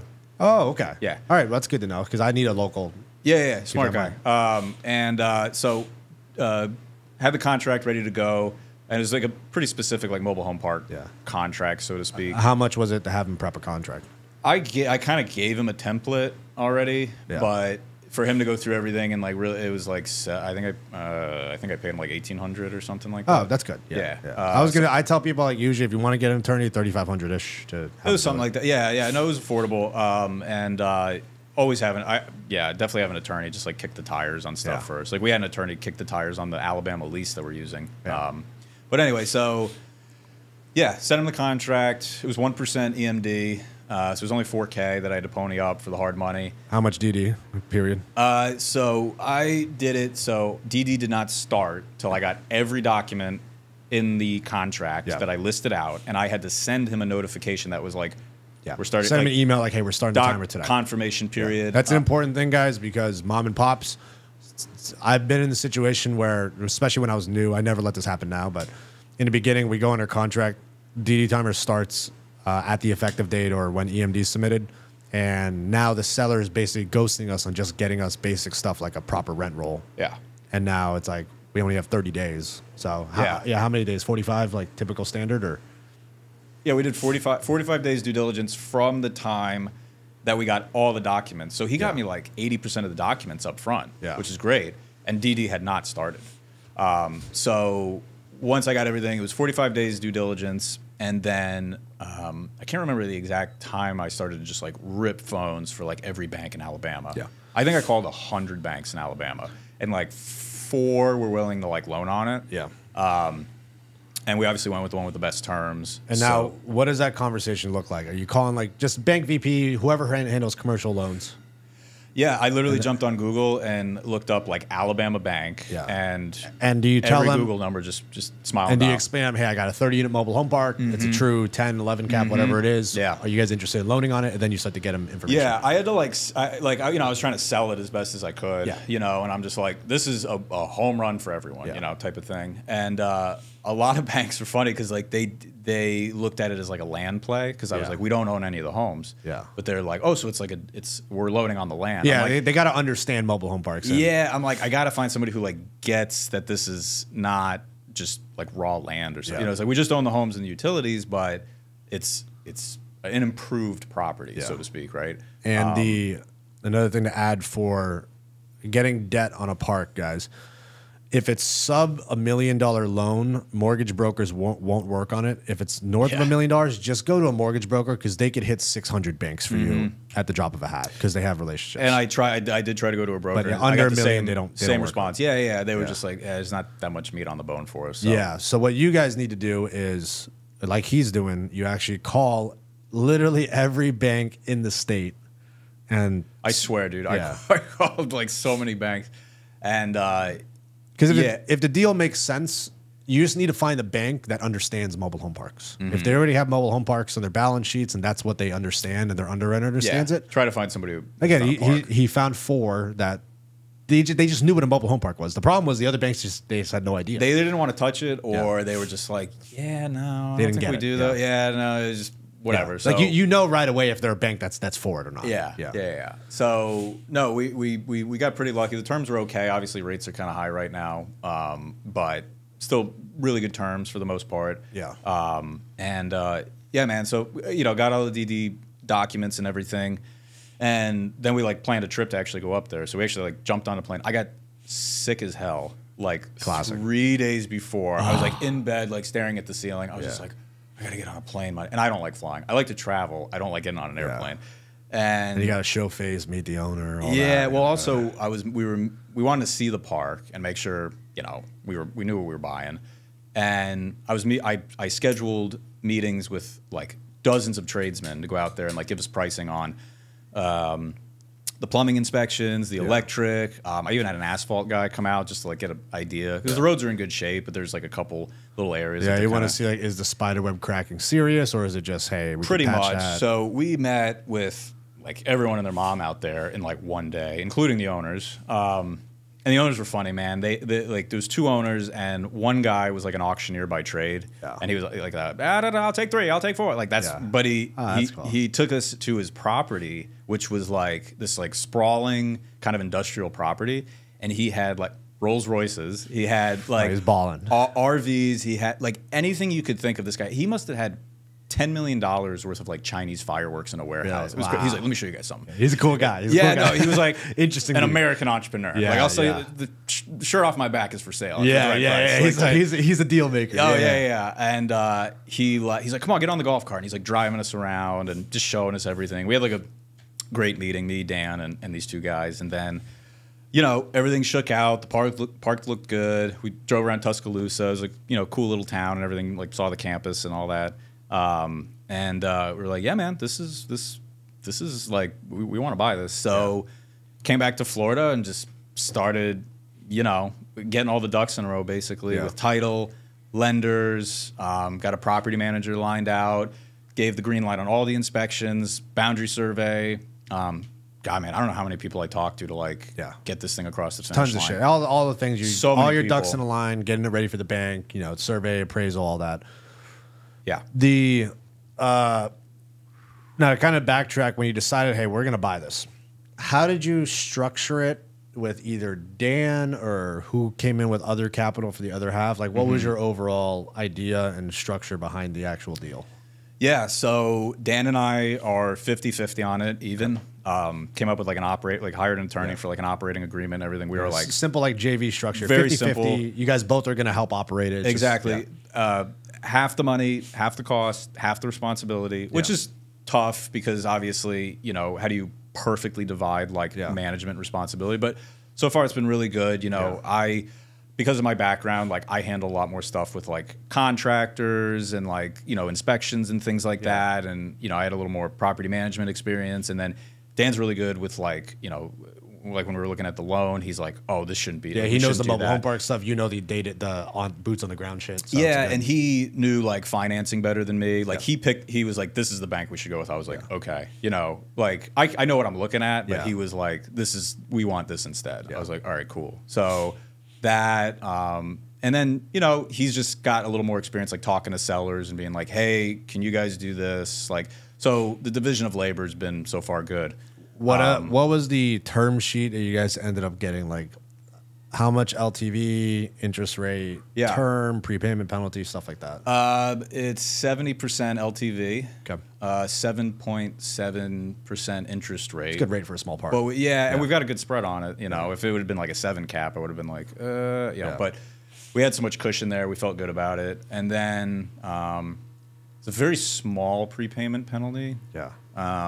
And basically, like if we refi with them, they waive it or something. So it's pretty good terms. Very low origination fee. It was like $500, which usually it's like 1% of the loan, I think, or more. Yeah, it's usually like 1.5 to 3%. Yeah. It would normally like the other banks were like, "Oh, it's like $5,000 to originate the loan." This was like $500. Yeah, we're like, yeah, okay. So no, I mean the closing costs were low, and all of the fees and stuff, are those rolled into the loan, or is that an additional to the down payment? We just paid them. Yeah, it wasn't that much, so we paid them as part of at the closing table. Yeah. But yeah, it was like 70% LTV. Yeah, no, not bad terms for sure. Recourse debt. Yeah. So recourse, just so that's why they were looking at your W-2s and stuff. Yeah, like I had to send them a lot of stuff just so everyone knows recourse versus non-recourse. Recourse means like you personally, I guess you personally guarantee either type of loan, but recourse is like they can come after you. Yeah. If you know you default, like they can come garnish your wages, they can come after your personal residence, things like that. But the one thing for recourse, just to give you guys a heads up, most of the time if you're buying a good deal with equity baked in it at a good price. Yeah. The recourse, they're not going to come after you. The recourse is if you like royally screw up a property and you have other assets that they can come after because you essentially fuck them. You're not going to get non-recourse until, at least from my experience, just from brokering parks, non-recourse you're not going to get until you already have a relationship and have successfully done a deal with the bank and you have operations experience. So in this case, they're doing recourse. You're a first-time owner. I think, does Dan own parks already? No. Okay. So both of our first park. Yeah, so that's why it'd be recourse, and then they're looking at, they just want to see you guys aren't dead broke. You have money to actually operate the Pretty property. much, yeah. And like you said, I mean, if you're buying a good deal and you kind of at least know what you're doing, you got to like really screw up, I feel like, for them to then have to foreclose and not have enough money from the foreclosure to then have to come after you. Yeah, so if you guys are buying right, that shouldn't be an issue. The only hiccup on recourse, especially larger deals, is, well, you got to have assets to back it up. So let's say you didn't have a W-2 job, no good income. Then it's like, oh, we need to bring someone in for recourse. Yeah. And usually, I know a lot of operators, the way they do that is, and Phil and Leo did this, because they just went straight after. You know Phil and Leo, Cornell Communities, the two Asian guys out of New York? I know Cornell Communities. I don't know them personally. Great contacts to have. They're two of the smartest guys I know that are like our age. Nice. So super smart guys. And they just went straight to, first deal ever was like fucking $3 million. Like they're straight up in like 100 units, Connecticut. Good for them, man. Yeah, they went straight into the big leagues. But like the way they did it, like to get their investors to do recourse, and they did fancy GP/LP structure with pref, waterfalls, the whole thing. But the way that they got their recourse for the first couple properties, now I think they're getting into like the non-recourse world because they bought like 3 parks right off the bat, just boom, boom, boom, boom, boom. Good for them, with man. none of their own money. Obviously, their money for some DD and stuff, but they actually they did the true like buy commercial real estate with none of your own money. Yeah, they did like the real fancy way. The way that they got recourse was, aside from the whoever funded for the LP side, they gave that person X amount of the GP. Like a key principal, I think I've heard him referred to as. Yeah. Like a baller who comes in, he's like, I got a lot of money. Yeah, and they're like, all right, and aside from your LP split, and here's what you're going to get, your pref and everything, we're going to give you a piece of the GP, so you're capturing extra upside in exchange for signing the recourse. Yeah, man. Yeah, no, I remember when I was like first getting this, I was like, I got to know a few like key principles just in case I got to have somebody like come in on the loan. Yeah, because I never what was hard to me in the beginning, I just didn't understand how would you get recourse then? I always thought, it's impossible to buy. Yeah, there's people that if someone's in the commercial real estate game and they understand it, you'll be able to find the recourse if the deal's good. Exactly. Yeah. So, but Yeah, man. No, just kind of lined out all the inspections. Everything came back clean. The park was built in 1998, which, for those of you who may not know parks as much, most mobile home parks were probably built, what, in the 60s or 70s? Yeah. Maybe the 50s? Yeah. So to me, 1998 was like new. That's like like, new. this is like a new park. So it's going to be PVC. You're not going to have Orangeburg and cast iron. No, dude, it was like PVC. It was like the green pipe for the mains. It was underground. It's underground electric. You know, all the electric pedestals were in good shape. Paved roads. Yeah, man. I was just like this. The funny thing about this park, and I don't know if this is the reason why, it's kind of in this funny little jurisdiction that's not quite Tuscaloosa County. Yeah. It's not quite Hale County, which is south of Tuscaloosa. Yeah. It's in this town called Moundville, but even the town is split. And part of the town is in the town of Moundville, and the other part of the town is in what they call police jurisdiction, which I'd never heard that in my life. Yeah. I was like, what does that mean? Like the cops run the zoning and government and all that?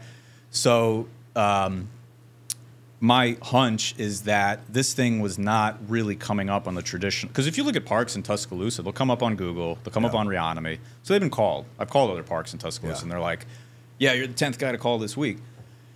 I don't think these guys were getting called. Yeah, because they're just not on the typical listing of the county. They weren't. You like couldn't really find. You had to like really dig in the county records for it. I don't think it was coming. It doesn't come up on Google. Didn't come up on like Reonomy or any of that other shit. So you really avoided some competition. I think we just found this one park that happened to be this one that hadn't been getting lit up. Because Tuscaloosa, you know, there's a lot of people, you know, want to be in Tuscaloosa, and like I said, I called other guys, and they were like, "Yeah, buddy, you know, I just got an offer for $5 million, you know, like 3 cap pricing last week. You're They're like, right. keep trying, Yeah, you know." And I'm like, okay, but it was not the case with this one. So I just, you know, count my blessings, I guess, because I feel like we hustled and we got it across the finish line, like no doubt, but a little bit of right place at the right time. Yeah, undoubtedly, you know. Another thing, the loan. How long of a term do you guys have? 20-year AM, 5-year balloon. Okay. Just to give you guys an idea of bank debt terms today, smaller loans through private lenders, you're probably looking at mid to high 7%. Right now, this is September.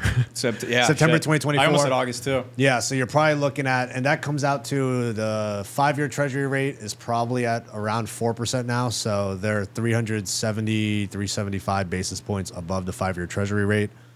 If it's a larger deal, banks will go up to 25-year amortization. Smaller deals, I always assume 20-year, which is what you guys end up getting. Because I was just curious. We push for more. Yeah, you always try and push. I'm always like, can we get 30? They're like, no. You always push for 30 and interest only. We tried. Yeah. They were like, I don't think so. Yeah. But 20-year amortization for small sub-$1 million parks. Like we mentioned, I always say 350 to 400 basis points through private local banks.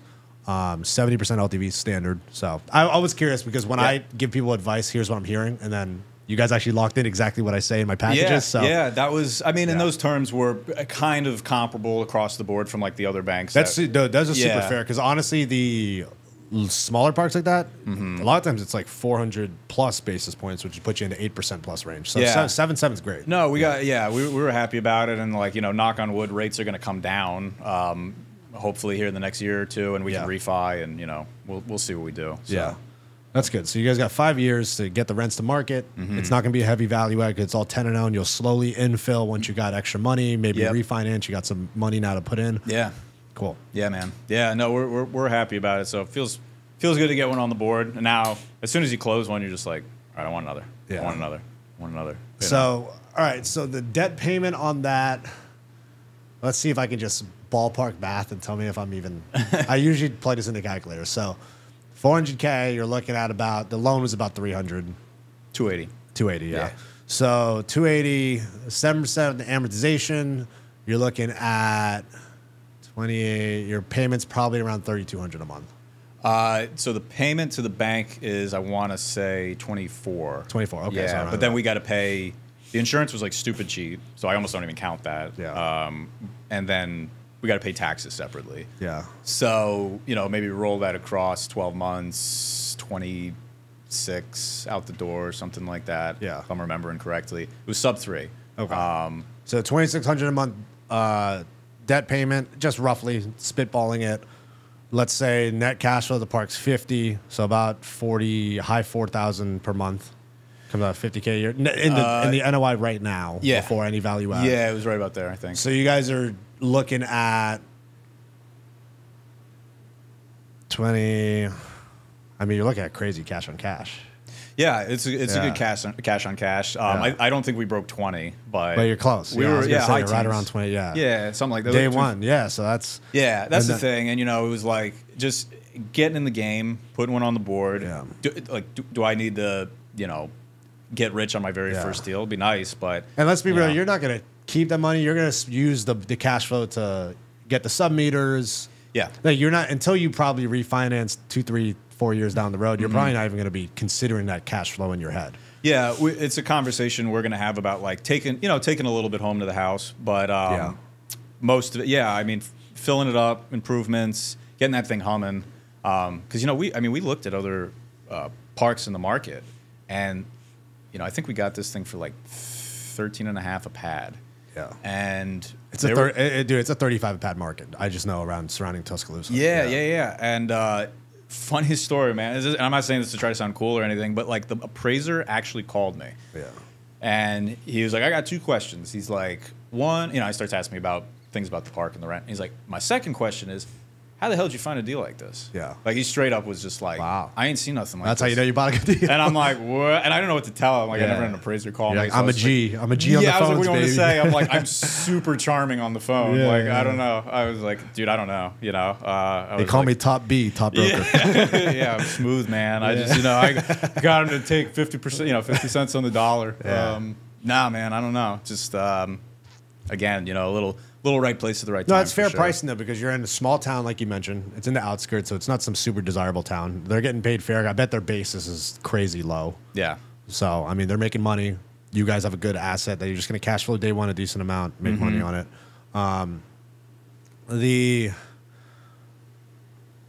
How much did you spend all in on like due diligence? So let's say about $2,000 for attorney contract.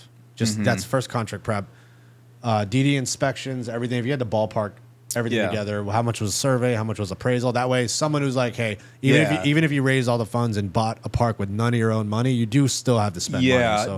It's definitely a myth that you can do everything with like none of your own money, unless you got a partner who's going to front it. Exactly, unless you have a partner who's going to come in and be like, I'll fund due diligence, but like you got to have a little money sandbagged, because I came into it with a couple, like I said, the contract I had already had before coming into this that I put the property under contract with.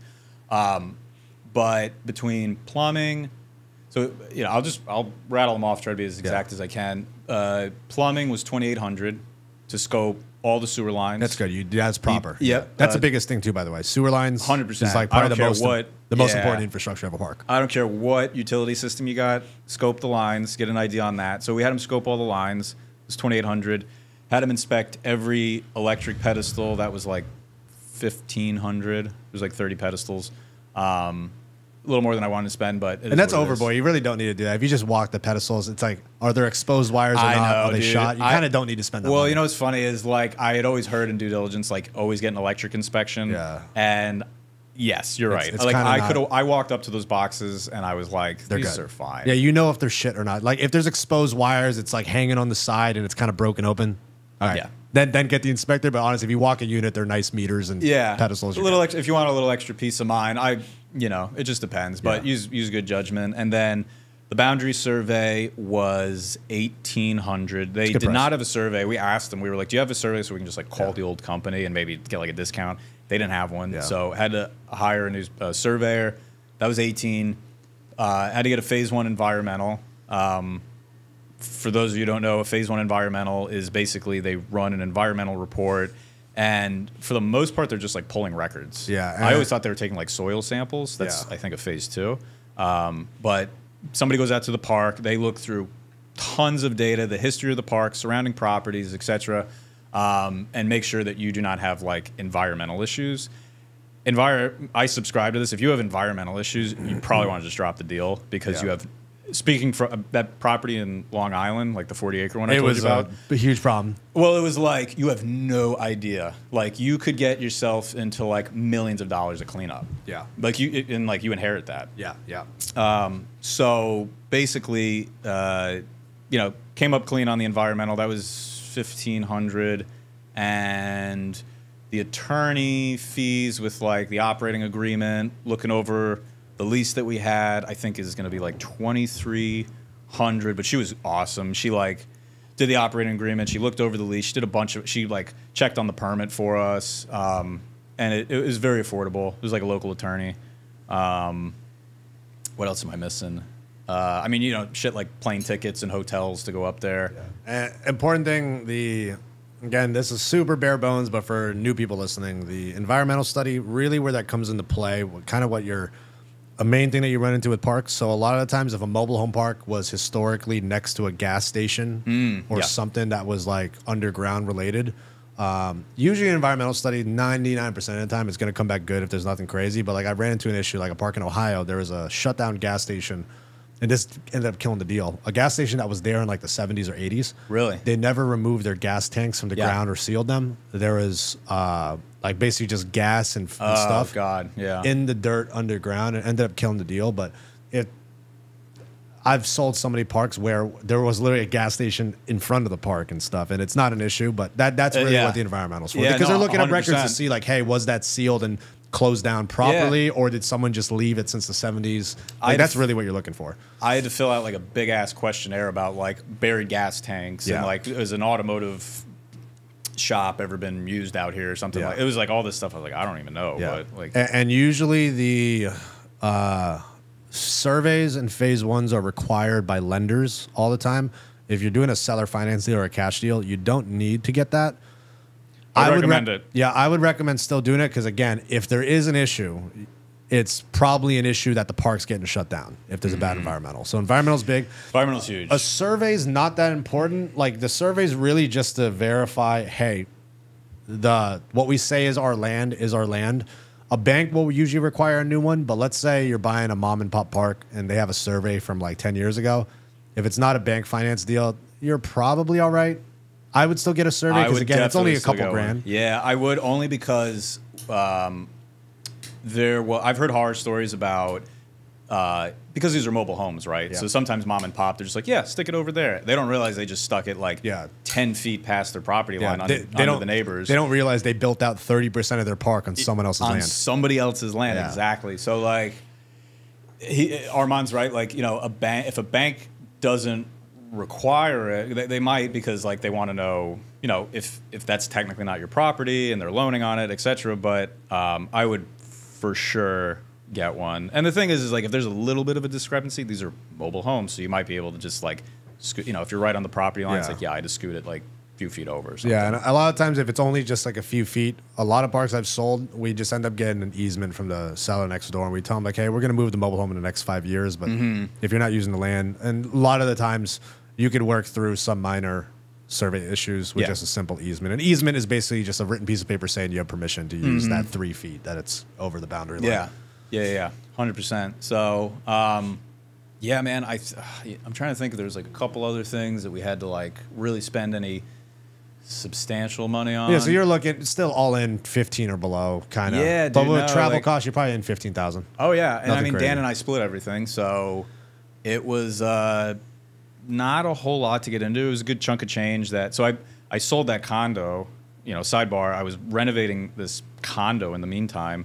That wound up being a bigger pain in the ass to renovate and sell than a 30-unit than a 30-unit mobile home park 2 states away, 1 state away. Yeah, I was like, within my condo that was 15 minutes away from me. Small deals just don't make sense, dude. I was like pulling my hair out, and I was like, I've got it, because I needed the money from that to roll into the deal. So I'm like kind of sweating bullets. Yeah, like I got to hit the clock, and you know, thank God it worked out. But I effectively sold that and rolled just about everything into the park deal. Well, that's good. You rolled into an asset that, honestly, just ballpark numbers, it sounds like the park, if let's say they listed it, it sounds like a $600,000, $700,000 park that you bought for $400,000. So technically you have $300K in equity there, that half of that is yours. So you basically did probably doubled or tripled your net worth with one transaction with no work other than just closing the deal. Yeah, and I mean, I'll go ahead and say it. It appraised for closer to 9. So yeah. So like effectively, this is the power of commercial real estate is that his net worth essentially went up because 50% of that, your net worth basically went up $300,000. Yeah, something like that. Just by signing some papers. Yeah. No, it's you know, there's pros and cons to both. Obviously, there's far more like single family home inventory. There's only like 45,000 parks in the United States, which can be a good or bad thing. But so, you know, commercial takes longer to close. Commercial, you know, the bank is a little, in my opinion, like scrutinizes it a lot more. This is the advantage of commercial, though. It's like to find and understand that that's undervalued takes skill. Yeah. You got to know how to underwrite. You got to know what to look for, infrastructure, how to dissect their financials. You got to understand like how the financials impact its future value. What is the value add that will actually increase the value of the property? Meanwhile, in residential, it's like you're just looking at comps and hoping you get lucky. You're hoping the comps stack up in your favor. Like you're like kind of sweating. You know, you're like, okay, I hope this doesn't come back and cause lending issues. And like to get $400K in equity on a $900,000 house is almost impossible. To get $400,000 in equity on a $900,000 commercial transaction is extremely possible because there's a high level to it. Your average person does not understand like hidden equity in the deal. Yeah. Someone who's in the game understands it because you've been underwriting, brokering parks, middlemaning parks.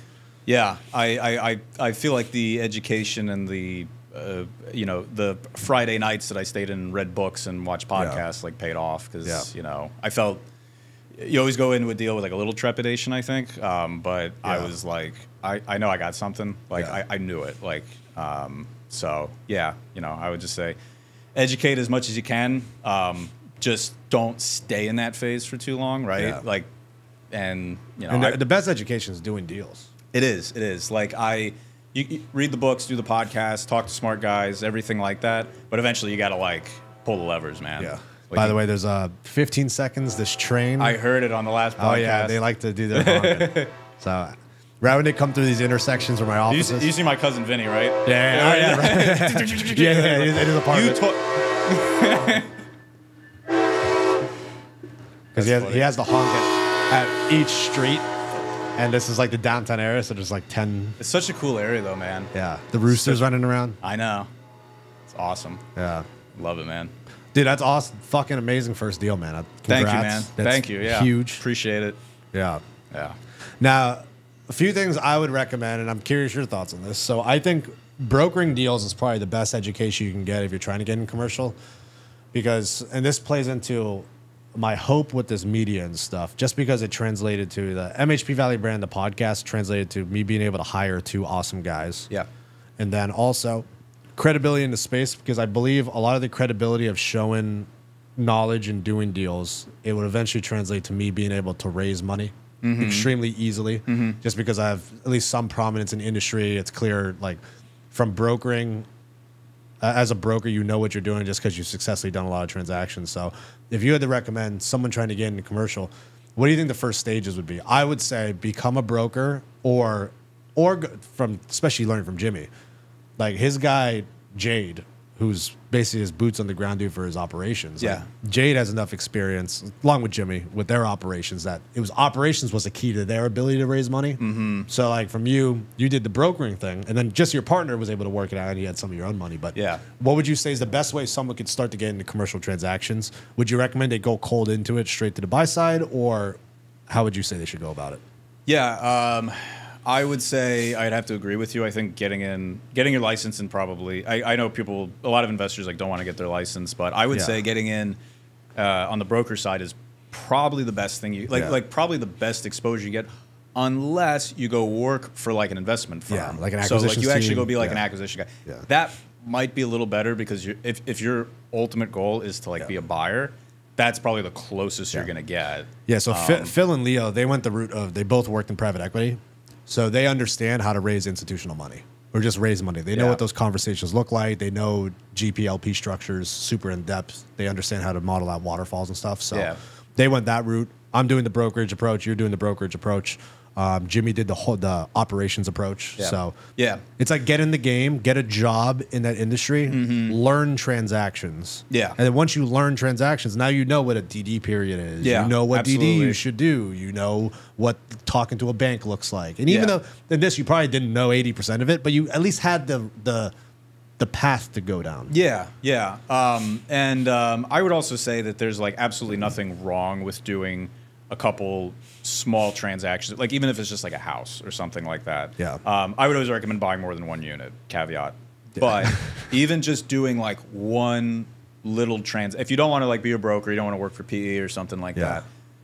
Just doing a transaction, buy a house and see what it's like to talk with a bank. Just doing a transaction, I think, is on something that's a little bit easier, that you can kind of wrap your hands around, just understand like an inspection period. It's going to vary drastically from a commercial transaction, obviously. But that was, even just buying a couple of units helped me, it was at least a little bit more ammo for me, I guess. But to answer your question, I would say, PE, the broker side, ops is like if you work for a property manager or something like that. Learning things on the back end, I think, is like super valuable, whether it's like construction management like I was doing or still do, or working for a property manager, just to 100% get in cold, and like raise money and like have zero experience. I know guys have done it. Yeah. So like it can be done. I would just say, cutting your teeth a little bit first. Yeah. It ain't gonna hurt you, I don't think, And why I like to recommend the brokering. Yeah. It's a lot easy. It's easier to. I'm not going to the buy side because and I talked about it on the Jimmy podcast. I think liquidity at a young age to build an optimal life is super important. Just because I think fucking off when you're 26, 27, 28 It's more acceptable. is so much more fun than fucking off when you're 40. Oh yeah. So like that's why like You got like kids and shit by that. yeah, point. Nathan on team. I'm telling him like once you close your deals, bro. Honestly, the very first commission, buy every dumb idea you ever had. Yeah. Just do it. Yeah, man. Because I'm like, you could do that at 19. You're still living at home. 19 is like, oh my Yeah, God, dude. dude. Well, yeah, that's the thing. If you get like, 25, 30 grand at 19 living at home with no expenses, 25 grand goes far. you have so much time to rebuild. Like I didn't effectively like start my career. Yeah. Until You started late. Like honestly, you probably pretty late and you didn't start this mobile home park thing. last year. Yeah, a year. Year and a half, maybe. Yeah, about a year and a half, Yeah. something like that. But I didn't even really. I would say I didn't even really start like really getting into it until less than a year ago. Like actually like Yeah. picking up the phone and being like, I'm just gonna rip the phone and try to get one of these things. That was probably around a year, maybe a little less. But dude, yeah, no, I mean, I like I said, I got into my like career when I was like 26. Yeah. And then didn't buy anything until I was like 27, close to 28. So it's like, yeah, 19. Yeah. Dude, I couldn't find my ass with both hands when I was 19. Yeah. It's like that you got a lot of time. Yeah. Got a lot of time to build. Yeah. So, yeah. Yeah, the another cool thing with that, like honestly, if you think about if you wanted to just, I know you love the game, but if someone wanted to retire theoretically at a young age, if you just do 5 more of those transactions, Yeah. you're probably going to truthfully have 80 to 100K in cash flow a year. Yeah. So like if you just did 5 of those, so that means literally within 2 years, you could just retire. I could. That's the goal. If you just really hammer, and then now you can just do all the passion projects you want, which is the power of commercial. Exactly. And that actually, so my goal is never to retire because I actually love to work. Yeah. I love to work on my own stuff though. And I don't, I like to take trips and relax and all those kinds of things. But like you said, like I enjoy like getting things done. I enjoy so I will never like retire. But my goal is, I'm 31 now, so my goal is to, hopefully by 35, 36, be in a position where I've got enough cash flow coming in from parks, probably from, parks I think is going to be my main focus, but I do like other stuff. But just so I can, like be stable, solidified, keep chasing deals, fun passion projects. I mean, to me, I want to make sure all my bases are covered. I don't need a ton to live off of, but living off cash flow eventually, and then like getting that baseline, and then continuing to live from there, and just growing and growing. That's definitely the goal. Just keep going, man. What else am I gonna do with my time here? I got to keep doing something, building, and you know. One thing I didn't realize until hanging out with Jimmy that day is I can't say how much he's bringing in. We talked off camera. Probably a lot. Operations and management fees. And now he charges significantly less management fees than almost everyone I know. Does he? And the amount of money he's bringing in a month on management fees, forget about equity and him actually owning parks. Yeah. Crazy cash flow. Really? Good for him, man. Like so much. Now, granted, when we sat here, when we got off the podcast, he had 20 missed calls, and that was a Saturday evening. So and now he's like 3 layers up the org chain. He's not the boots in the. I mean, goes to every park and meets every time. Yeah. Which is crazy too. That's why he's always on the flights. But people, like, an inquiry doesn't get to him until it's been through like 2-3 other people. So even at that 20 point, got through on a Saturday evening, 20 of them got through. Yeah, dude. So that's where it's like, okay, I mean, yeah, more money, more problems. But I never thought of like management fees as being like a lucrative thing. But it's because he understands management to the granular level. Like a lot of people that I know, when they value parks, they fail to capture like, hey, those park-owned homes, depending if it's the right market, vacant park-owned homes to him are super important because to him that's 90-day value add. Because he's like, we could either sell these homes, rehab it ourselves, or just give them away as fixer-uppers and get the lots filled quickly. Yep. So, like, he understands, like, hey, while we're the managers of this property, aside from our small management fee that we take, we also are making huge profits on park-owned homes that people don't want to deal with.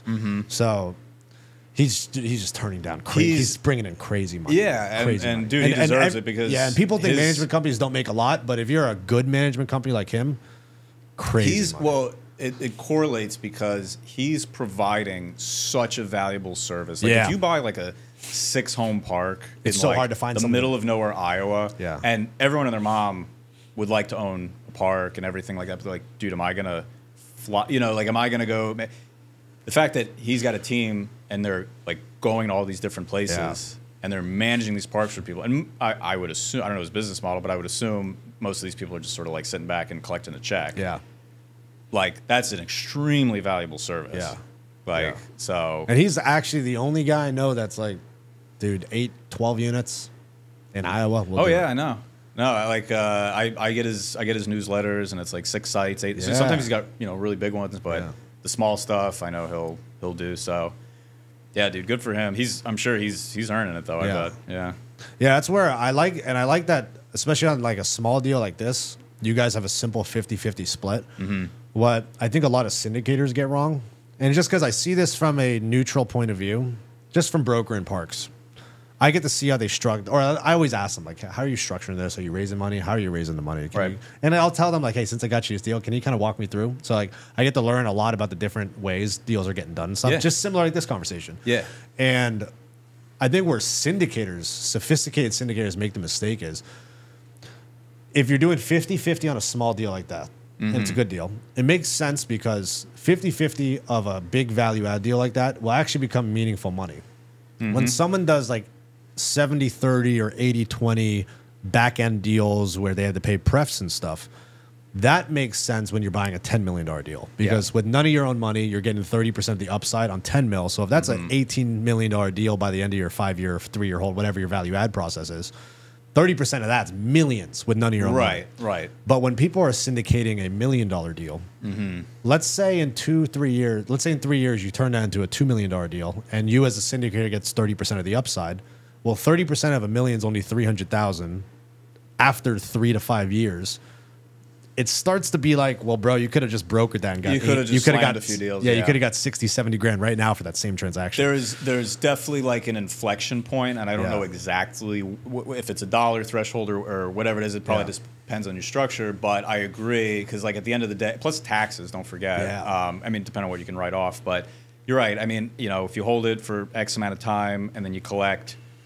I'll use your example, 300,000, and it was a 5-year hold. So you could have, you know, and granted, there's people who don't want to broker deals, but I agree. I mean, you could have probably just transacted a few could have deals. got 6% of that mill and got 60K. And a lot less risk. You know, it's all like buying something, you eat the risk. I mean, if something goes wrong out there, whatever, that's you. Yeah. So like, if you guys want to go the sophisticated syndicating route, definitely you should be going after like 3 mil plus for sure. And that's why you see like the more sophisticated buyers that want to do the fancy institutional money, or not institutional, but just the more sophisticated type shit. They only go after large deals, and you hear like the most sophisticated guys only going after larger deals, but that's because they have sophisticated structures.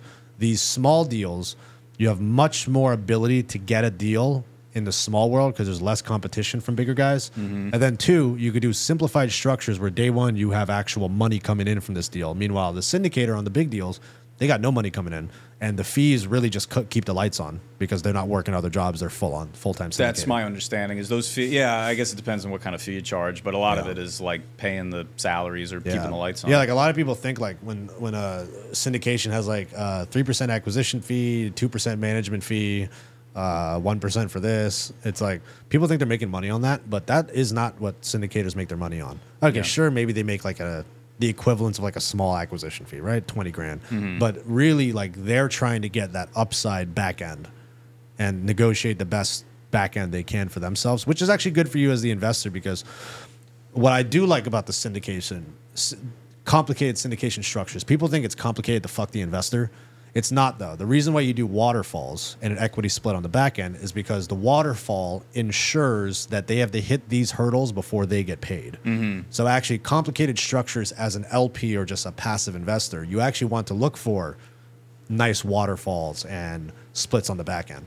But a lot of the time, if you're two operators like you guys, hey, we're going to operate it, a small deal, well priced that you could just buy yourself is significantly better than and I think inevitably we may go that route for something larger. It's just I didn't necessarily want to have like 1,000 people I had to answer to as well. Not that I would have 1,000 people to fund a small deal like this, but it's kind of nice. Like it's just Dan. Like I pick up the phone and call Dan. Hey Dan, we're gonna do this. We're getting 5 meters installed this week. Yeah, exactly. And there's like a beauty to that for sure. There's the thing about this industry, man, is there's like, and again, I'll say it to your viewers, is like, there's so many different ways to cut the cake. It's like overwhelming. Like, because when I first started learning about syndication, I was like, that's it. That's the silver bullet. I'm just going to do that forever. And like you said, you get a little more granular with things, and you're like, well, it might not work for a small deal. What if I find like a screaming small deal like this or something? Sometimes just take it down yourself, go in with a friend. And so kind of like we were talking about earlier too. It's just like there's so many different ways to do it. And like at Jimmy's level, he's at 2,000 like 34 sites. That's crazy. And then he manages 2,600. So like I don't even know how you do that. I want to do a podcast with him and like, what is your systems and process on management? Because I'm like, how the fuck do you coordinate that? It must be so crazy. Yeah, that is a lot, and it's all over the country. Yeah, it's not like they're all in Tampa. Yeah, it's like small parks, big parks, like crazy stuff. I'm very impressed. I'm super impressed by very him. Impressed. And when I was with him, especially throughout the entire night, he is so smart. Like he really knows what he does. I was cracking up watching that podcast. Oh, he's hilarious, man. He might be the funniest guy. Listen to you three just like go back and forth. I was actually like having belly. Like I was sitting there like working on shit. And I had it, like on my TV, and I was just like laughing. Spencer and him are like two of the funniest guys I know. Yeah, both of them were like cracking me up. Awesome guys to hang out with, which a lot of people in the commercial real estate world are not fun people, but they are fucking awesome. That's awesome. But yeah, even someone like at Jimmy's level, like he's like 80-20. I'll just take 20% of the deal. That's it. Simple. There's no whole waterfall and stuff. Yeah, it's kind of crazy. Yeah, dude. No, sometimes just keeping it really simple is the best way to do it. Yeah. And I'd like to think I'm an above average intelligence guy, but I've never been. You're a super smart guy too, bro. Yeah. Thank you. You're a fucking stud. But I feel like I'm a very like simple guy. Yeah. It's probably why I like real estate a whole lot. It's like I can understand, I can touch it. I've never been like a crypto guy or like any other stuff. I like it, but I don't understand it quite as well as like I get real estate, and I just try to keep things like kind of simple. It's like, okay, you have a park. It brings in this much money. This much money goes out to the bank. This much money goes out to the utility company, etc. And you can control where that goes. Yeah, and I'm like, I can back into it and then say, I will make, on a good day, I will make this much money. Yeah. Okay, that's what I can pay for it. And like it's I don't want to oversimplify it, but it's it's easier to wrap your hand. To me, it feels like easier to wrap your hands around, I guess, like when you keep it kind of like that. So final like 5 to 10 minutes. Couple things to touch on operations. is everyone paying by check and cash, or how was everyone paying previously? And then are you going to put in rent manager? What's kind of just the day one thing, just to clean up process? Sure. Yeah. So next week we've got we're giving everybody a 30-day notice. The leases are crap. We got to repaper everybody. So that's kind of step one. We got to give them a 30-day notice for that. And you're not doing a management company, it's just you We guys. actually are. Okay, cool. Yeah, I always recommend that. Oh, because banks like that too. That's an important thing. Yeah, well, banks they'll like underwrite it for sure. Yeah, too. yeah. Banks like to see, like, even if you're a newer buyer, they want to see a management company, even though it actually doesn't help anything a lot of the time. But yeah, no, I think for a minute we were kind of like, well, it's all tenant owned, and it's like just seeing like the first few hurdles we have to go through, and the fact it's like out of state, we were like, we got to get somebody in there. And the management company, what are they going to do? Just send out the notices for you and make sure? So, yeah, we've already had them go door to door. I typed up like, and I would have liked to have done it, honestly. Originally I was like, I want to go door to door, let them see my face and Dan and everything. It just didn't shake out that way. So I created a nice letter and was just like, we put our names on it, not our last names or information or anything, and had the management company hand it out. So they handed all that out. Next week they're going to do the 30-day notice. We've gotten them the leases. So they're going to eventually repaper everybody on the lease. We've got Metron Meters, who's going to come out and sub-meter all the utilities. Everybody's got their own water meter box. Do you know how much to get the Metron meters? Like 500 a meter or something like that? Out the door is like 3,600. Oh, okay. That's cheap. Yeah. Yeah, and you think like the value add there, like to put the utilities back on everybody, significantly just increases the value. Yeah. So it should be well worth the investment. Is the management company going to be in charge of reading the meters and billing it back, or no? It'll actually. So Metron has this technology that actually goes right to the Bluetooth or whatever. Yeah, and then it's supposed to sync up with like AppFolio, which I think is what the management company is using. Yeah. So it should be a relatively simplified process. We're still sort of like ironing out the best way to do that. But those are some of like the day one things. Yeah, and most guys I know, AppFolio or Rent Manager are like top two that everyone uses because it's like that. It links up with. Yeah, so the management company we're using already manages another park down the street. Oh, cool. So they know the game. Yeah, we were like kind of big on that. Like we were like, I want to find somebody who's at least got one park, and they got another park down. Who at least the knows what a lot rent is versus a park. Yeah. So that's kind of the day one. What are they charging? 10%. 10%. Yep. But like I chatted with them through various things, like, hey, if we need you to do these little projects, or we need you to be there for some infill, or we need you to do this, and it's just to make sure the home gets delivered. Shit like that. And it's kind of all included, because like I've heard of management companies charging extra like project management fees, et cetera, and like their fees in my eyes were very reasonable. Yeah, 10% super fair. That's first park that size. I was like, that's dude, normal. so I can. And we looked at our opportunity costs there too, because Dan and I, we want more deals. Dan brokers full time. Yeah. I'm brokering. I work a 9 to 5 still. Yeah. So it's like, man, for me to get up there, like for us to like fly up there all the time, and then be there for every little thing and like every little issue, it was just like, it's going to take us away from chasing more deals. Yeah. Where I can, hopefully earn significantly more money and get more parks, but. Yeah, so that's the ops, kind of like day one. We got random stuff we got to do with like the city. Like I had to apply for like a business license. Just all this little bullshit. It takes up way more work you never thought of. Yeah. I will say, like you said, how when you're brokering deals, how you talk to the buyer and say like, how are you guys structuring this? Another good thing you can do is just be like, tell me more about like the intricacies of like DD, because there's all these little things like you wouldn't really think would come up. Yeah. Like, and every town is different. Like every town is like, oh, you've got to pay a hospitality tax or some bullshit like that. Like, or there's a school tax, shit like that. Or like, you need this license, or you gotta call this utility company who does this one thing, and then this one does a different one. So. Yeah, like one park I'm dealing with right now. So the water, it's city utilities, but the water company is with the city of Livermore, and then the sewer company is with the county. Yeah. So it's like two different divisions. That's what we got. And of course, we're trying to get information on one, and the county doesn't want to return our calls. So it's like, dude. They just shit like that. It's like you don't think of it in the beginning. You're like, wow, you're spending an extra 5 hours this week trying to figure that out. Oh, yeah. I spend, I don't know how much time just like filling out forms, and then I'm like, hey, how do I pay you? And they're like, well, you got to mail a check. Yeah. And I'm like, you got to go. You don't have an online thing? They're like, no. I'm like, can I call you over the phone? No. Like, you know, I got to go to UPS. Yeah, like, first of all, I got to go to my bank and get checks. Like, I didn't even have checks. I'm like, filling yeah, out a then check. you're trying to figure out how do I even get checks, dude. That's something I ran into recently because I never write checks. Because Our generation doesn't write checks. Yeah, so it took me like a week to figure out how to order checks. Yeah, and then I ended up ordering it through the stupid online. It took 2 weeks to get here, and I'm like, yo, this is a 3-week process. I just want to send someone money, dude. I'm literally it's like I will just give you the money, but they're like, no, you got to mail it. And then I mailed it, and then they're like, still hasn't gotten here, and we're getting close to like closing. I'm like, I don't want to, you know, take over the park, and then like I don't have the license for a week. You know, I'm always thinking like what could go wrong. Yeah. So just but like little things like that, man, that you almost like can't account for it until you start doing deals. Really. Yeah, it's like even so like with the MMA gym, it's like getting the website set up and then the payment processing. With Stripe, I didn't think, all right, I got to get a separate Stripe account for the email. Yeah. They have to do a verification through the Stripe account.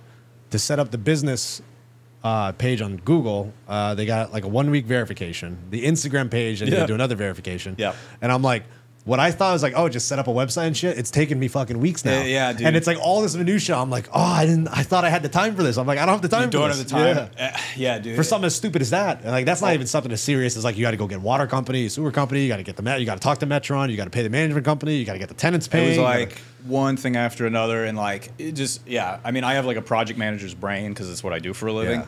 So I'm very like proactive. And I always have the mentality of whatever somebody tells you it's going to take, like double it, like double the time. Just think in those terms. Yeah, just budget that in your heads. Budget for weird stuff like I had to mail the check instead of pay it. Like that's an extra hour. You got to drive there. You got to wait in line. You got to drive back. The logistics of it, it's just like, you know, it always takes longer than you think, and you don't want to, you know, be running into deadlines, and you know, you find yourself in a bad spot. So you know. So what's your day-to-day like now? Just to round this out, so. You're still brokering, but have you done any brokerage deals with Dan yet?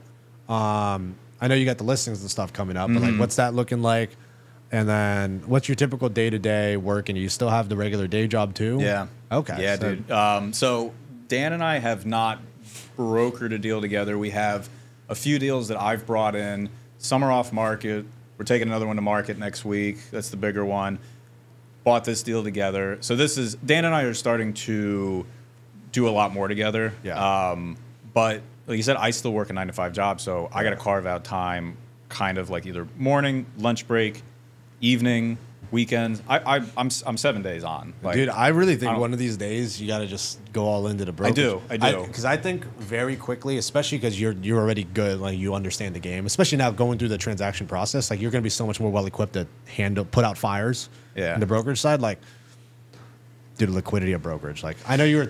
It's hard to make that leap, bro. But well, we talk about it all the time. Like, I picked your brain 100 times because it's hard part time because you'll broker one deal every now and then. Yeah. But when you go all in, the first 4 to 6 months sucks because it's not closing yet. Yeah. But it rapidly you get multiple closings if you're all in because it's not the one closing. That whole time you were working on 8 different deals, and when 3 close simultaneously, you're like. I made 3 times that W-2 job in 1 month. I know, but it's hard to do that jump. That's why for Nathan and Josh, the guys that work for me, they are the perfect people to start brokering. Josh lives with 3 roommates, super cheap. Yeah, Nathan lives at home. They both have endless time, very low overhead. So they, for example, like both of them are gonna make. They have multiple closings in succession because they were able to just jump all in at once. So. There's absolutely something to be said for burning the boats. I mean, I know you did it. I got a buddy, Dylan, who, same thing, man. He had like he just like burned the boat. And the first few months, like I know he was like. Really stressing, Yeah, but man, he built a great business. Because you're not like if you were like some non-experienced, weren't capable, but like that's why I was telling you back then. I'm like, dude, you're already calling, you're negotiating contracts. I'm like, dude, you should, you can, like you will for sure close deals. I know. Well, dude, like the opportunity, you know, I don't have a bad gig. That's the thing. Well, it worked out because the W-2 helped you get the recourse. So absolutely, that worked out. So there's been very apparent benefits to it. However, what eats at me is the opportunity cost of it because, like you said. If I burn the boat, how much further along would I be now? I bet I could have 5 parks. Who knows? When we first met, I bet you would probably have 120 sitting in a bank account from just brokerage if you quit at that point. You might be right. I really think because yeah. you know the game. And it's certainly on the horizon, 100%. Yeah. Because at some point, well, one, I'm still young enough to where I can take risks. Yeah. I don't have children yet. Yeah. And, you know, again, just that opportunity cost that's there. And I've already built up quite a bit of momentum. Yeah. The leap is coming. Exactly when, it's hard to say. I'll tell you one thing: this park closing is like a massive catalyst to that, because it made the business is real now. The business is real. You know, I and use you have the real cash flow in a few months. Yeah.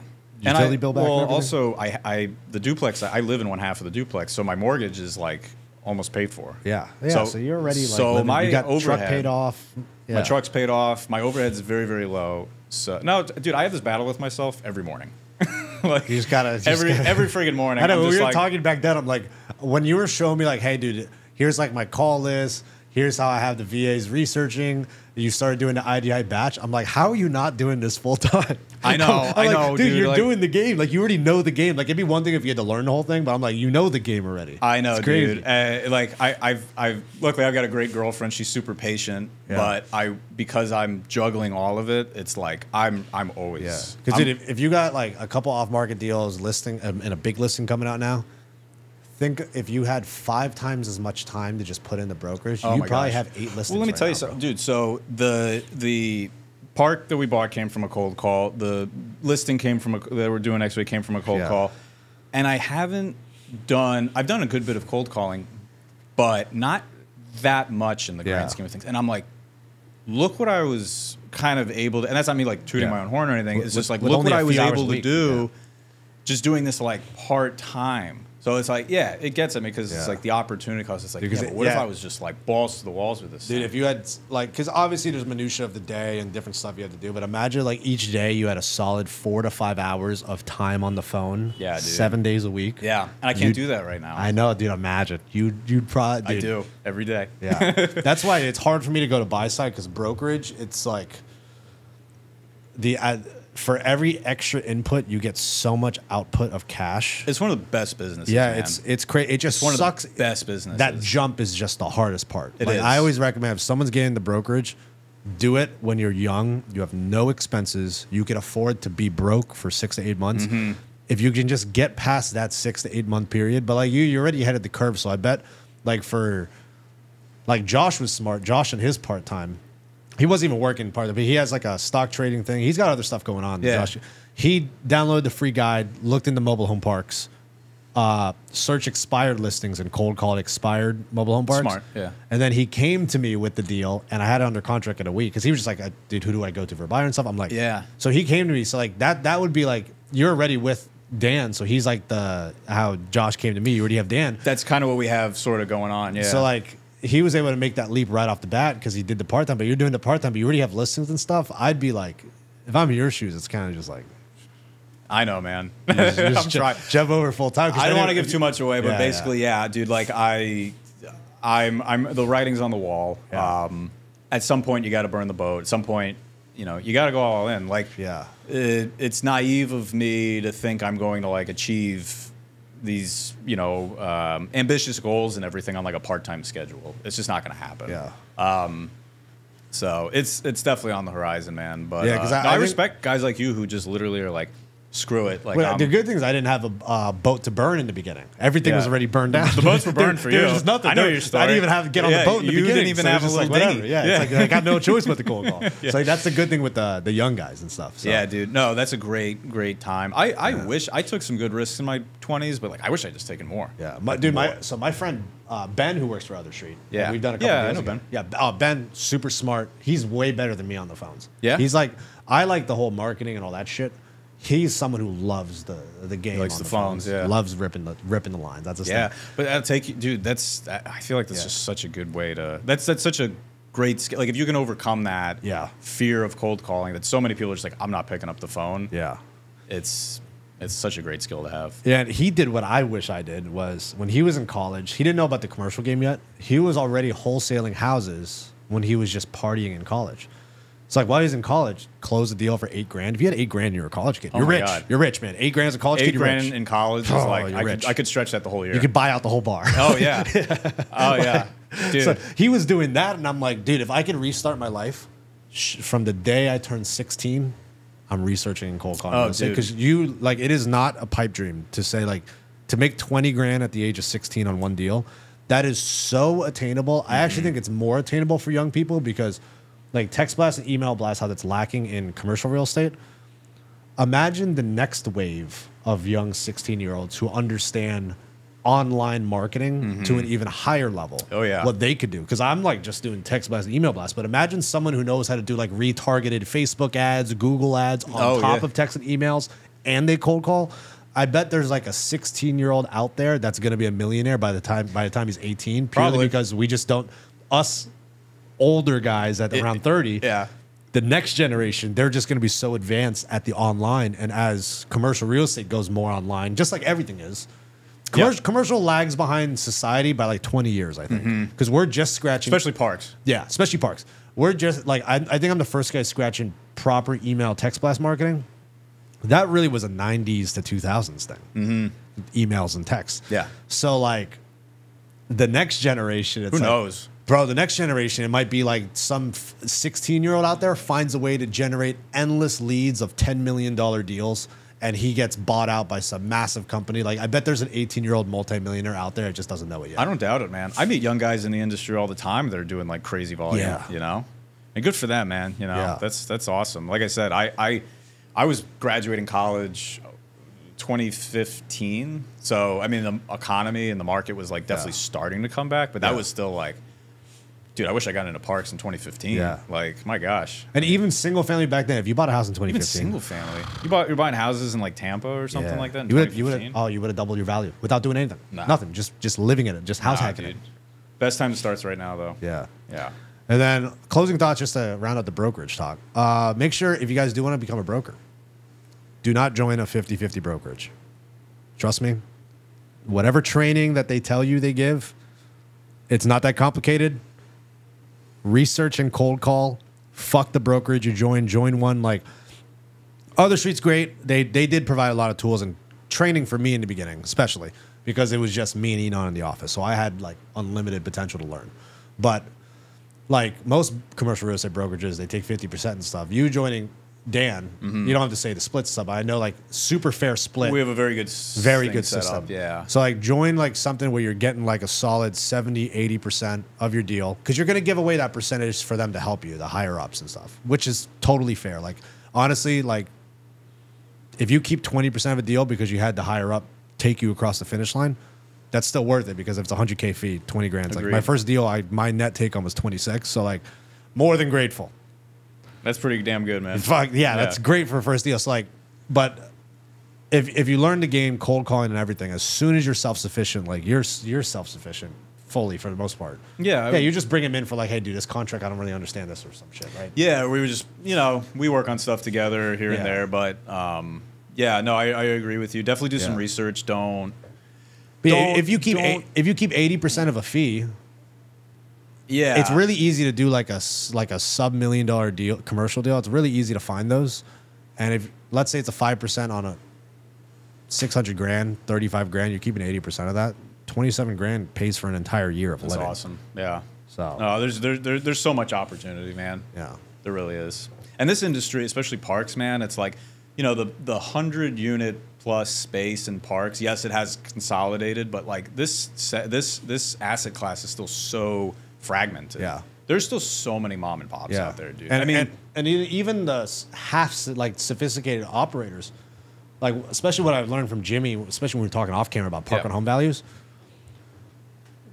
Optimized operations of mobile home parks is still not widespread. So there is, especially when I underwrite parks myself, there's value that even good operators aren't fully capturing. That I'm like, you're not seeing like, hey, those 30 park and homes is close to $1 million in value that you're not counting. Right. So even in the sophisticated game, there's still value, like hidden value that people don't know about. So.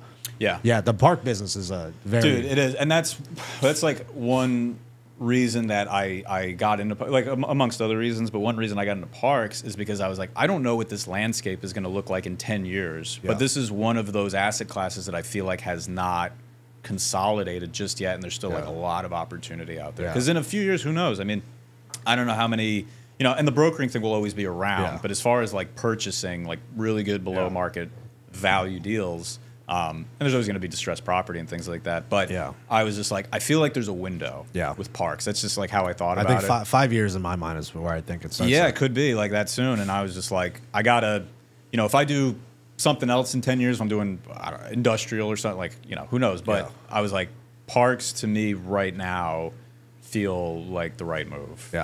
So, you know. Yeah, I agree too. And I wanted to get out of the park game like 2 years ago. Totally, I love the park game, bro. Yeah, just cool, man. Yeah, knowing underwriting, the hidden ways to extract value out of things, and then, you know what's interesting to me, and this is also why I know most of the buyer pool doesn't understand things. If you ask your average person right now what they think a cap rate park should trade at, they'll probably tell you like 9%, 10% cap rates, even 8%. Like, oh, like interest rates are at 8%. Yeah, parks should be trading at 8 caps. So I've had, let's just say in the last year, north of 10 closings. I think like 13 or 14. Everything was sub 8 cap. Yeah. So the market's still behind what things are truly worth. So that means people out there realize how to find value in parks that other people don't know how to underwrite. So again, we're still in an uneducated space. And I know that because 98% of the buyer pool tells me that everything I market's overpriced. Yeah. And I trade everything I market. And you trade it. So that's where I'm like, oh, people really don't understand how to underwrite what I'm seeing. Which is why another thing where I'm like, there's still lack of knowledge in our space. Meanwhile, in multifamily, everyone knows how to underwrite it. It's a much more efficient pricing industry, I feel like. Much more access to data. Like the data is just better. Even us, people don't know how to get rent comps. How do you determine market rent? I didn't even know the highway thing until Ryan Norris said that. Yeah. And I'm like, holy shit, that's something I learned. And I'm like, I've been doing this for 4 years, underwriting everything at the high. I try and just shoot for crazy numbers. And I'm like, that was something I didn't even know to plug in. I wouldn't have thought of that. Yeah. And yeah, man. No. So like, what's the next wave of knowledge? And then Jimmy's telling me about these park and homes, and I'm like, you're making 35 grand on an 80s park and home? Because if you actually look at like RTO payments, the interest, the down payment, the additional value they get just getting that lot infilled quick, I'm like, you made 50K in value in 90 days from a vacant 80s park and home that's everyone says is worthless, and you made 50 grand on that. Yeah. So it's like, people seeing the opportunity, man, where people aren't seeing it. You know, I think a lot of people get really hung up on like the going in cap, but they don't kind of look behind the curtain and be like, yeah, but what could I do? Like, what's right the off value the rip. Yeah. That is going to make this like so much more valuable. And that's another thing I like that he mentioned is like, he doesn't even look at what day one operations are, because he would never buy anything that there isn't. Yeah, like some hair. You know, since bodies, like to him, it's like, what's my 90-day value add? Because he knows there's this, and this. We can do in 90 days, double the value. It's like, that's why we love this deal. It was like, it was good. Like, you know, I was very happy with like the going in financials and cash flow and everything, but I was still thinking like, but we can make this so much better. 30-day value add, bill back utilities. Yeah. Boom. Crazy. It's like a 12,000 off the bottom line or something like that. I forget. Crazy. And that's going to generate, let's say, an extra 10K per pad in value. Aside from the baked in equity because you bought it below market value. So like, awesome stuff, man. Yeah. Fucking thank you for coming on, bro. Thank you for having me, man. This is awesome. Fucking appreciate it. For anyone, if they want to get a hold of you, ask you questions, reach out, get on your buyers list, what's the best way for people to reach you? Yeah, sure. So I'm pretty active on LinkedIn. It's just Chris Duffy. If you search me, Chris Duffy, Pioneer Property Partners, I'll probably come up. Just reach out to me there. I'll give out my email. It's Chris at pioneerpropertypartners.net, not .com. Those are probably the two best ways to reach me. I've got an Instagram too. I'm not crazy active on it, but I would say those three are probably. Chris Duffy, Pioneer Property Partners on Instagram. I'll come up, I'm sure. So. Awesome. And guys, don't forget, like and subscribe. Check out mhpvalue.com if you want a 100% risk-free evaluation. My company supports this podcast, which now that I have the actual setup, put a lot of money into camera stuff for you guys, so it's a better You guys can't see how much equipment is in here. This is sick. Like, it's a cool setup. It actually seems professional. I'm like got the lights on me, and it's awesome. So appreciate you guys. Make sure to like and subscribe. We make this content for totally free. If you guys just check out the website, hop on my buyers list, or just subscribe to the YouTube channel, helps immensely. Thank you guys. Chris, thanks for coming on. Thank you so much, man. Awesome, bro. All right. This is awesome, bro. Dude, that was so fun.